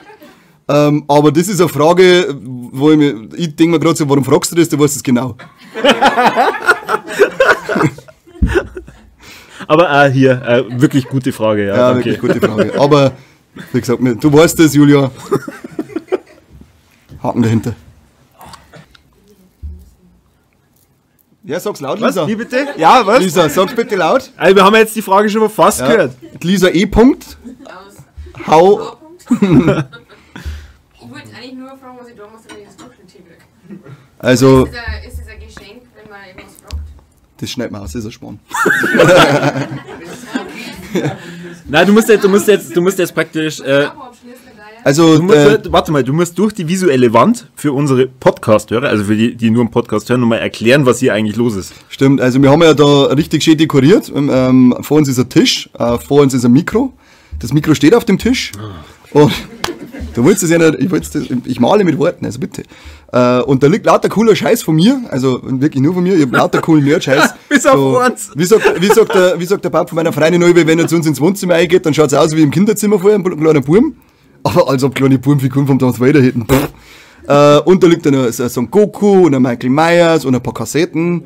Und ein Jason liegt da und da ist ein Octopussy-Plüschtier. Genau. Das schaut grantig aus, oder? Oder ist das jetzt gerade die fröhliche? Das ist richtig geil, also, so, jetzt schaut's grantig. Jetzt schaut's grantig. Und die Frage war, was man tun muss, dass man dieses Kuscheltier kriegt. Und ich beantworte es wie bei der Julia, du weißt doch genau, was dafür tun musst. Also bitte, was sind das halt für offensichtliche Fragen? Aber du musst schon erwähnen, also er hat mir das sehr kurzfristig gesagt mit dem, ja, wir könnten ja da die Tische dann so dekorieren, dass das ein bisschen nach Nerd-Zeug ausschaut. Und ich lese das und bin praktisch schon dabei, dass ich aus der Wohnung rausgehe. Und das war das Einzige, also wirklich das, was du willst, ist das Einzige, was ich mitgebracht habe. Und es gehört leider nicht mir, es gehört meiner Frau, die sitzt hier auch vorne in der ersten Reihe. Und sie weiß auch, was dafür du hast, dass du es gekriegt hast. Also könnt ihr euch dann noch abstimmen, bis es macht's. Ich war für Schere. Ja, ich hab mir Schere und einbauen können. Ja, das war so klar.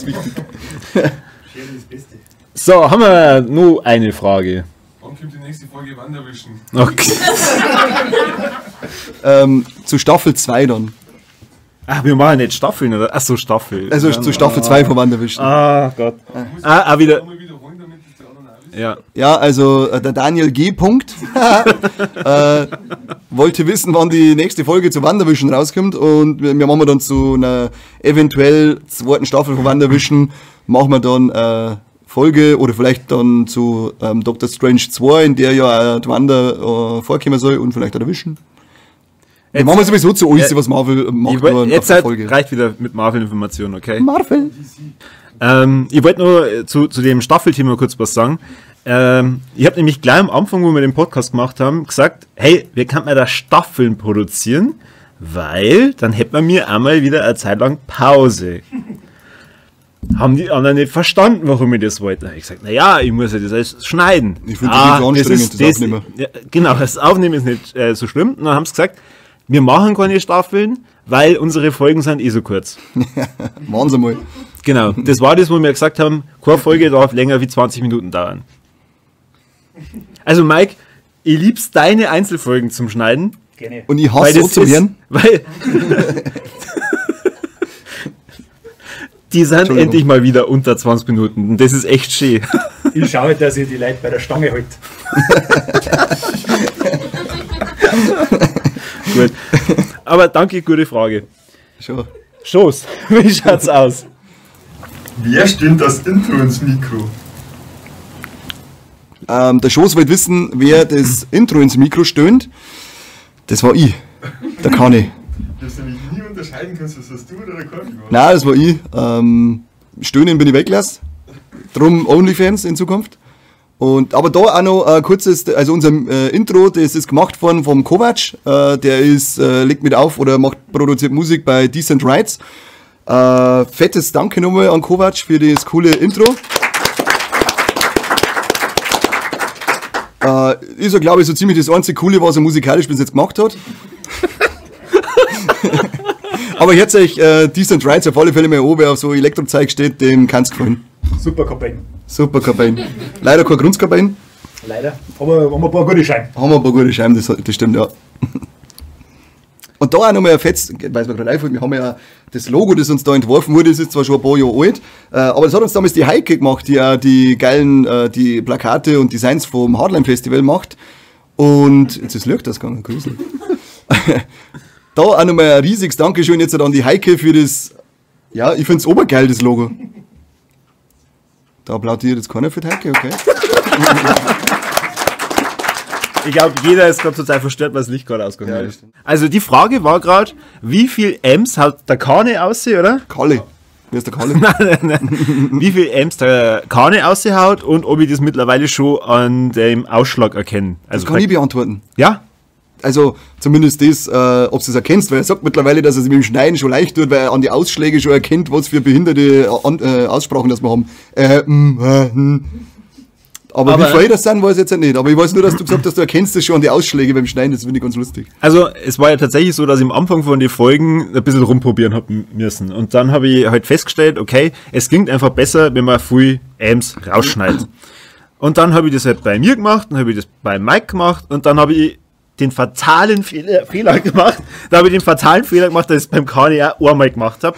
Ist ihm sofort aufgefallen und hat dann gesagt, das ist nicht mehr authentisch, das wollen die Leute hören, wie er praktisch sie da räuspert oder was weiß ich. Stimmt doch gar nicht, du gottverdammter Lügner, was ist denn mit dir? Und seitdem... Kurz wieder einhaken, Corby schneidet Sätze raus, von denen er gemeint hat, die passen nicht eine. Versteht aber nicht, dass diese Sätze zusammenhängen mit Sachen, die davor und danach gesagt werden und auf einmal ist es so, als sei der schmerzen und hat einen Schlaganfall und weiß nicht, was er gesagt hat, weil einfach Sätze fehlen. Meine So- Äs, die sind super. Wir haben auch einmal eine Auseinandersetzung drüber gehabt, dass der Kani einen Witz reißt und keiner gelacht hat. Und Boah, das geht gar nicht. Das geht absolut nicht. Das geht überhaupt nicht. Dann haben der Mike und ich gemeint, aber es war halt nicht witzig.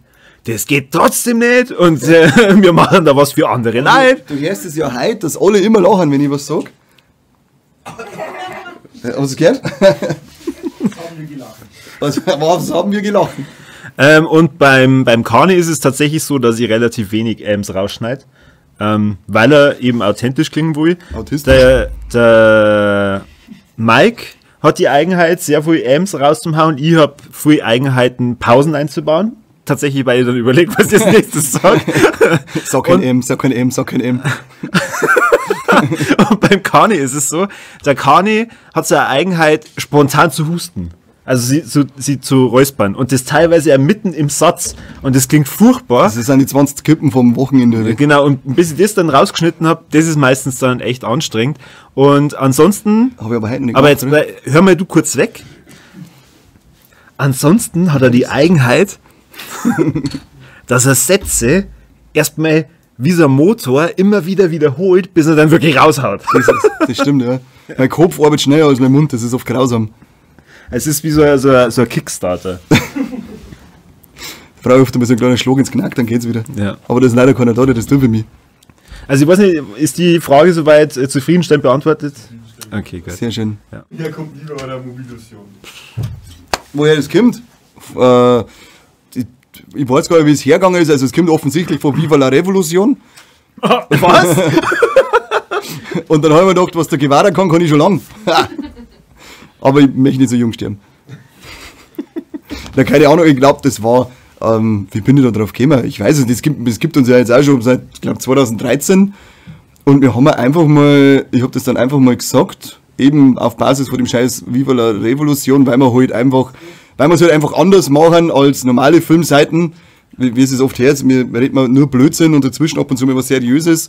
Und in der Regel ist halt bei Filmrezessionen so, dass sie die Leute gegenseitig und wichsen, wie eloquent das sind und mit wie viel Fremdwörter, dass sie in einer scheiß Filmrezession rumwerfen können. Tut mir leid, aber wenn ihr wissen möchtet, ob ein Film gut ist oder nicht und dann schreibt einer eine, es ist medioker gewesen, dieses Erlebnis, dann frage ich mich, was stimmt mit dir nicht? Ich muss googeln, ob der Film jetzt gut oder schlecht ist und dann heißt er aber mittelmäßig. Dann schreibt mittelmäßig und nicht medioker. Auf alle Fälle war das so dann der Grund. Also kann ich nie emotionale Probleme, nie. Nein, null. Ich bin sehr gefestigt. Ja. Ich gehe ja immer zum Rasenmähen aussehen, wenn mich emotional was beschäftigt. Das ist ein gutes Ding von Mike. Also, der Rasenmähermann. Ja. Unser Mr. Miyagi der Podcasts, wie der Jürgen gesagt hat. Dann, ja, vielen Dank für die Frage. Sonst noch? Die Frage war übrigens, wo Viva la Move Illusion herkommt, das haben wir nicht dazu gesagt. Genau, also die Frage ist, uns gibt es ja 2013, wie das dann hergegangen ist, dass dann so komisch Leute wie der Corby eingestiegen sind. Ursprünglich habe ich einfach mich selber angefangen, ich habe mich null auskennt mit irgendwas, was Facebook oder was das kann und habe eine Gruppe gemacht, die so geheißen hat.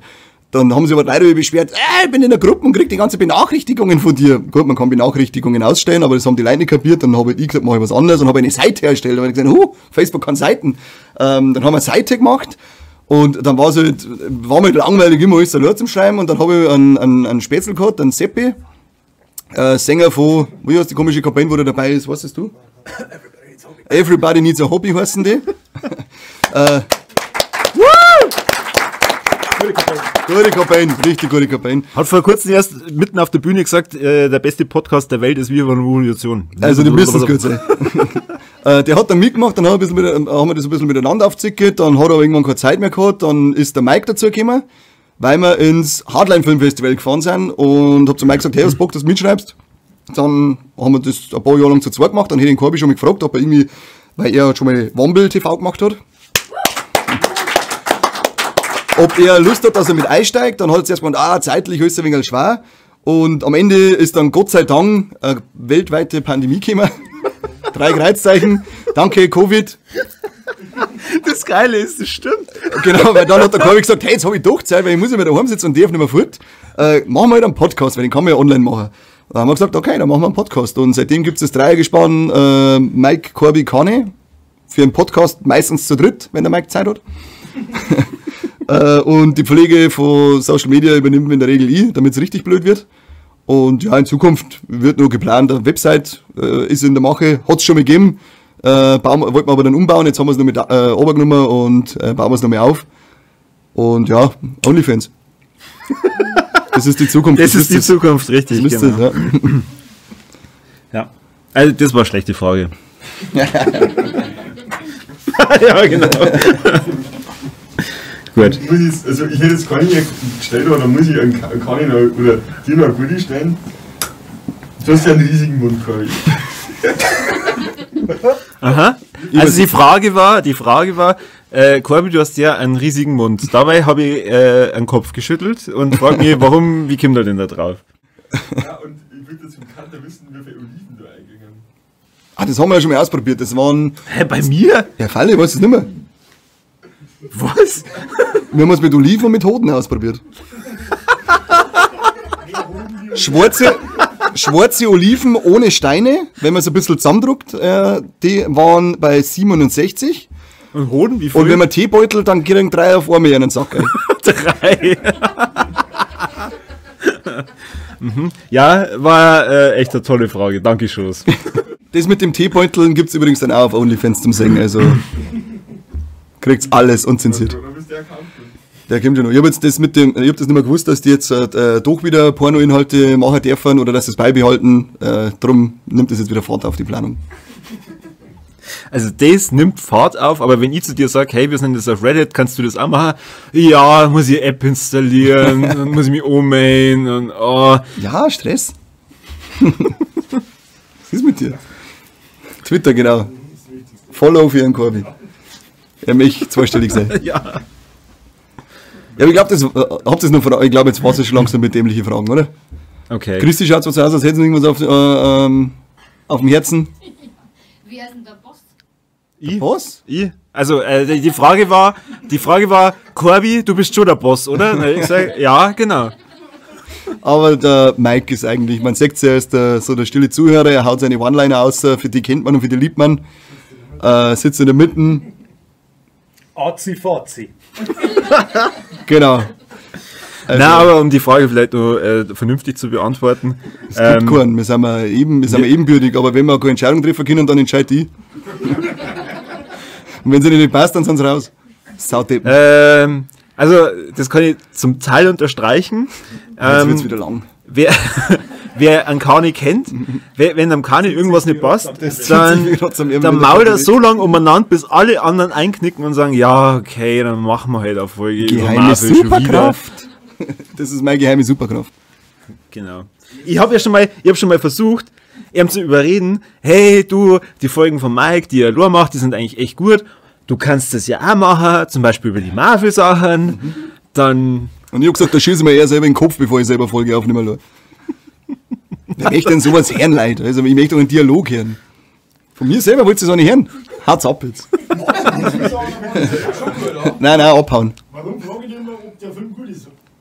Ja, aber dann schreibe ich es da schnell in einem Satz auf WhatsApp. Das mal da gerne eine Stunde am Monat. Aha, ich möchte das nicht. Das ist schon mehr Flöte, ein voll, aber mehr. Den brauche ich eher, nicht die. Also, die Kani-Folgen hätten ja echt Potenzial, weil ich darf ja fast nichts schneiden beim Kani. Also, das heißt, das war ja immer schnell produziert. Ja, ich sag da schlimme Sachen, das geht nicht. Marvel DC, Neu. Einzelfolge. Nein, jetzt nächste Frage bitte. Ich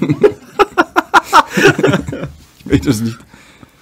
Ich find's cool, dass die Frage noch gekommen ist, wann ist denn endlich aus? Das haben sie vorher schon mal gesagt. Das hat doch vorher schon mal geheißen. Was, jetzt ist erst Halbzeit. Übrigens von Corby seiner Frau. Anscheinend begeisterte VLM. Ja. Die ist anscheinend sehr begeistert von uns. Ja gut, also ich glaube, der Schoß ist jetzt mittlerweile dabei, dass er sich einen Twitter-Account macht und ich habe jetzt, glaube ich, einen 8. Follower. Also, sehr schön, gratuliere, Corby. Nur noch 2 Leute, nur noch 2. Dann habe ich es endlich geschafft. Ja gut, dann normalerweise mache ich immer diese Abmoderation. Oder gibt es noch irgendeine Frage? Das ist eine gute Frage, das frage ich mich auch schon seit 5 Minuten. Das machen wir dann gleich. Unsere Tops und Flops fein doch nur, oder? Was findet man geil an Viva la Movie-Illusion und was findet man scheiße? Oh Gott. Ah, ist wirklich ein Bier. Corby, wir beenden unseren Podcast wie immer. Und zwar sagen wir, wo es uns richtig gut gefällt und was wir richtig scheiße finden. Corby, was gefällt dir richtig gut? Neben mir. Ah, Mann, hey, wir haben ja gesagt, wir bereiten uns vor, oder? Aber damit habe ich nicht gerechnet. Jetzt wisst ihr, dass wir das nie lernen. Was gefällt mir richtig gut an dem Podcast? Also, ich finde, die Mischung macht's. Ich habe nicht das Gefühl, dass ich der Verrückteste im Podcast bin. Mike hat so einen durchdringenden Blick. Voll krass. Und ich mag das einfach so, wie wir miteinander harmonieren. Das finde ich richtig schön. Und dass wir tatsächlich Leute haben, die uns zuhören. Das wundert mich von Tag zu Tag aufs Also, Neue. man muss ja dazu sagen, am Anfang macht man sich Notizen und dann sitzt man mit dem Notizbuch dann da und macht sich vorher dann schlau und keine Ahnung. Und jetzt mittlerweile ist so, hey, nehmen wir halt eine Folge auf, okay, Wikipedia auf und dann. Dann einfach die Lügenpresse von Wikipedia obergelesen. Ja, stimmt. Ich mache das übrigens nicht, ich schaue mir die Sachen tatsächlich noch an, mache mir immer nur Notizen und bereite mich richtig vor und sitze dann in dem Podcast und denke mir, ist Wichser, ich habt überhaupt keine Zeit investiert. Ihr wisst ja gar nicht, ob das stimmt. Ja, das stimmt. Das stimmt. Ruhe, raus! So, und was finde ich scheiße? Also, dass der Kani uns meistens so darstellt, was mit mir Vollidioten und dass eigentlich nur seine Ideen immer die besten sind. Ja, aber und nothing but the truth. na, also wirklich Flop. Ich muss wieder sagen, für mich ist der größte Flop das, dass ich ein Idol eingeladen habe in den Podcast und so echt total gehypt war und danach war ich in Embryostellung dann am Boden und habe gedacht, oh Gott, wie habe ich das gemacht? Kurz Ding an Florentin, sollst du wieder allen erwarten, das jetzt erzählen? Schreib doch an Corby kurz, es war nicht so schlimm, es war nicht deine Schuld, es lag an mir. Irgendwie so, ich baue noch ein bisschen auf, der Corby ist seitdem nicht mehr der Mensch, den ich kennengelernt habe. Also, ihr müsst euch vorstellen, das war für mich so schlimm, dass tatsächlich der Kani dann angerufen hat und genau das gesagt hat. Er hat zu mir gesagt, du warst echt top, das war jetzt echt meine Schuld. Er hat selber gesagt, es war seine Schuld. Das sagt doch alles, wie leid, dass man tut. Da kann ich wenn ich die Schuld auf mich nehmen, obwohl es nicht war. Sechstes, die Live ist zum Schätzen, mein Einsatz. Ja. So, wie schaut's denn bei dir aus? Was sind die Tops und Flops? Was sind meine Tops und Flops? Also Top finde ich einfach, dass wir es wirklich beibehalten, dass wir so dämlich da hierhin, wie wir halt sind. Also es ist nichts gestellt, sondern so redet man halt auch, wenn wir beieinander sitzen. Es ist nicht aufgesetzt, sondern wir sind mal so bescheuert. Also glaubt es uns. Und Flops, ja, was? Ja. Was ist? Der Mike ist konzentriert, ja. Flops. Ja, es gibt eigentlich keinen Flop. Was möchtest du denn was schlecht sagen über einen perfekten Podcast? Was möchtest du jetzt schlecht sagen? Das lass ich nicht durchgehen. Du Aber musst was schlecht Der sagen. Corby lässt es wie immer nicht durchgehen. Der Corby ist richtig diktatorisch, also das ist grausam. Ich sag zu ihm oft, dass das Dritte Reich angerufen hat, die wollen ja eine KZ aufsehen wieder, weil das ist Wahnsinn, was der da treibt. Das hast du nie gesagt. Nicht? Ist aber ein guter Witz. Okay, danke. Okay, was finde ich schlecht? Ich finde es schlecht, dass wir über um 8 Uhr auf die Nacht aufnehmen müssen. Der Mate eigentlich auf der Couch wammeln, nichts mehr anhaben außer Unterhosen, maximaler Unterhosen. Aber nein, der Mike immer, ich hab Kinder, die muss ich ins Bett bringen, kann es um 8 Uhr. Das nervt ein wenig, aber gut, was tut man nicht alles, um berühmt zu werden? Machen wir es halt dann. Das ist mein Flop. Ja, du brauchst jetzt gar nicht so schauen. Du hast es ausgesucht, dass Kinder kriegst und ich Leid drunter. Das Schöne ist, das ist so eine Ausrede, die kann man verwenden, wie man will. Es ist manchmal zu früh, aber es ist manchmal schon zu spät. Ja, das stimmt, ja. Also wir seine Kinder halt angeblich gerade krank sind, wach sind, aktiv sind. Ja, genau. Auf einmal nur 3. Wann? Seit wann? Wo's? Ja. Das ist heute übrigens auch das erste Mal, dass ich Hosen nur beim Podcast aufnehme. Es stimmt, also die Frage war jetzt gerade, er versteht nicht, warum ich sage, ich kann nicht in der Unterhosen aufnehmen. Wir nehmen ja einen Podcast auf und es ist, das stimmt, da hat er recht. Ich nehme immer in der Unterhosen auf, heute ist das erste Mal, dass ich Hosen habe beim Aufnehmen. Auch und dann einer so eine hübsche. Auch so hübsche, ja. Sag mal's? Mhm. Oh Gott, ich kann nicht da wieder auf, ich bin noch wieder mal. Oh, Kreuzbauscheiben. Oh, das kommt jetzt schon auf OnlyFans. Dann, unsere Tops und Flops, habt ihr gehört? Was sagt der Mike? Was ist dein Highlight und dein No-Go? Oh, ja, also ich sage mal, ich finde es super, dass wir mir die Leute aber so bei der Stange halten, kaum Arschbomben produzieren. Wie gesagt, sage ich jetzt einmal, es zieht sich bei uns nichts wie Rotz am Ärmel. Wir haben immer Schweiners für die Ohren. Setzen wir nicht besser, sage ich mal, als wir, der wo Podcast Viva la Mobilisation, Arzi, Fazi, der einzigste, der nicht Slowburning ist, Sleasig, schieß mich tot, auf jeden Fall der Beste. Mike, der Mann der Abschlussworte. Wie immer. Wahnsinn. Unser Triple Threat. Für die heilige Folge? Ja, Logo. Oder bezieht sich das auf den kompletten Podcast? Auf den kompletten Podcast. Ach so, ja, dann ist es leicht. Easy peasy. Ja. Gibt's bei uns Titten? Ja, bestimmt. Immer, Männertitten habe ich immer am Start. Richtig geil. Gibt's bei uns Trompeten? Offensichtlich, oder? In der Regel, ja. Heute habe ich Hosen, aber in der Regel, ihr wisst es. Aber gibt's bei uns tote Tiere? Eigentlich nicht, oder? Also der Mike ist vom Land, da weiß ich nicht, was die treiben. Ich darf ihm jetzt so 2,5 reingeben, weil bei Mike weiß man es nicht, wo ist der famos, weit weg vom Schuss. Da geht's nicht so genau, das wisst ihr eh. Ich äußere mich da jetzt nicht weiter. Besser ist es, weil Peter ist auf 180. Ja gut, dann vielen Dank vor allem ans Publikum. Also Applaus an euch selbst. Super. Merkst du das ist jetzt am lautesten. Das ist super, ja, das stimmt. Wenn es um sich selber geht, da können wir uns klatschen. Ja, richtig. Unsere 47 Zuhörer, Zuschauer. Eigentlich nur mehr eine Frechheit. Aber ich glaube, ihr seid jetzt dann alle so weit, wenn jetzt dann die Kameras aus sind, dann schauen wir uns mal die Statistiken nochmal ganz genau. Dann studieren wir das nochmal, dann fragen wir euch auch aus. Ein Riesendanke an Fabi, unser Mann hinter der Kamera. Sehr großes Talent. Hört sich ja den Podcast dann an. Magst du kurz reinschauen, magst du kurz zeigen, dass die Leute wissen, wie hübsch das bist. Da machen wir extra Folge. Alles klar, das stimmt.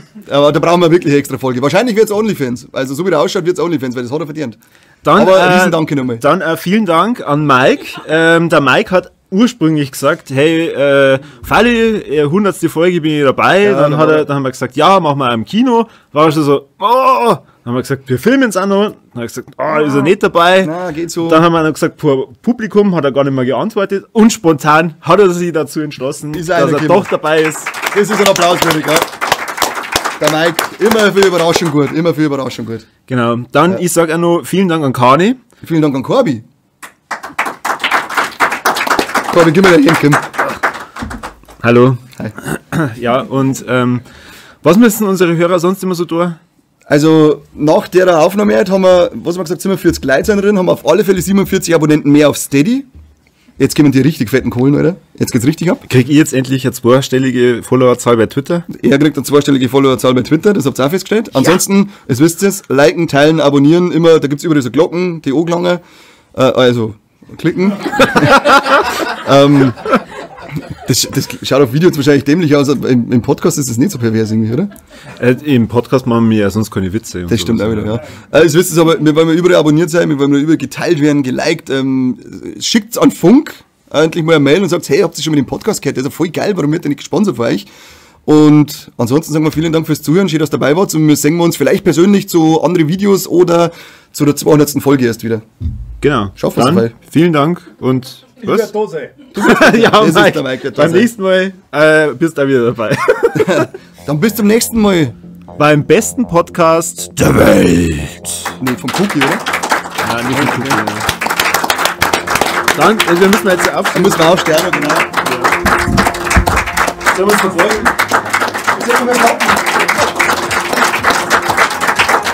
Dann. Mach ich nicht wieder mit dir. Also, da war's.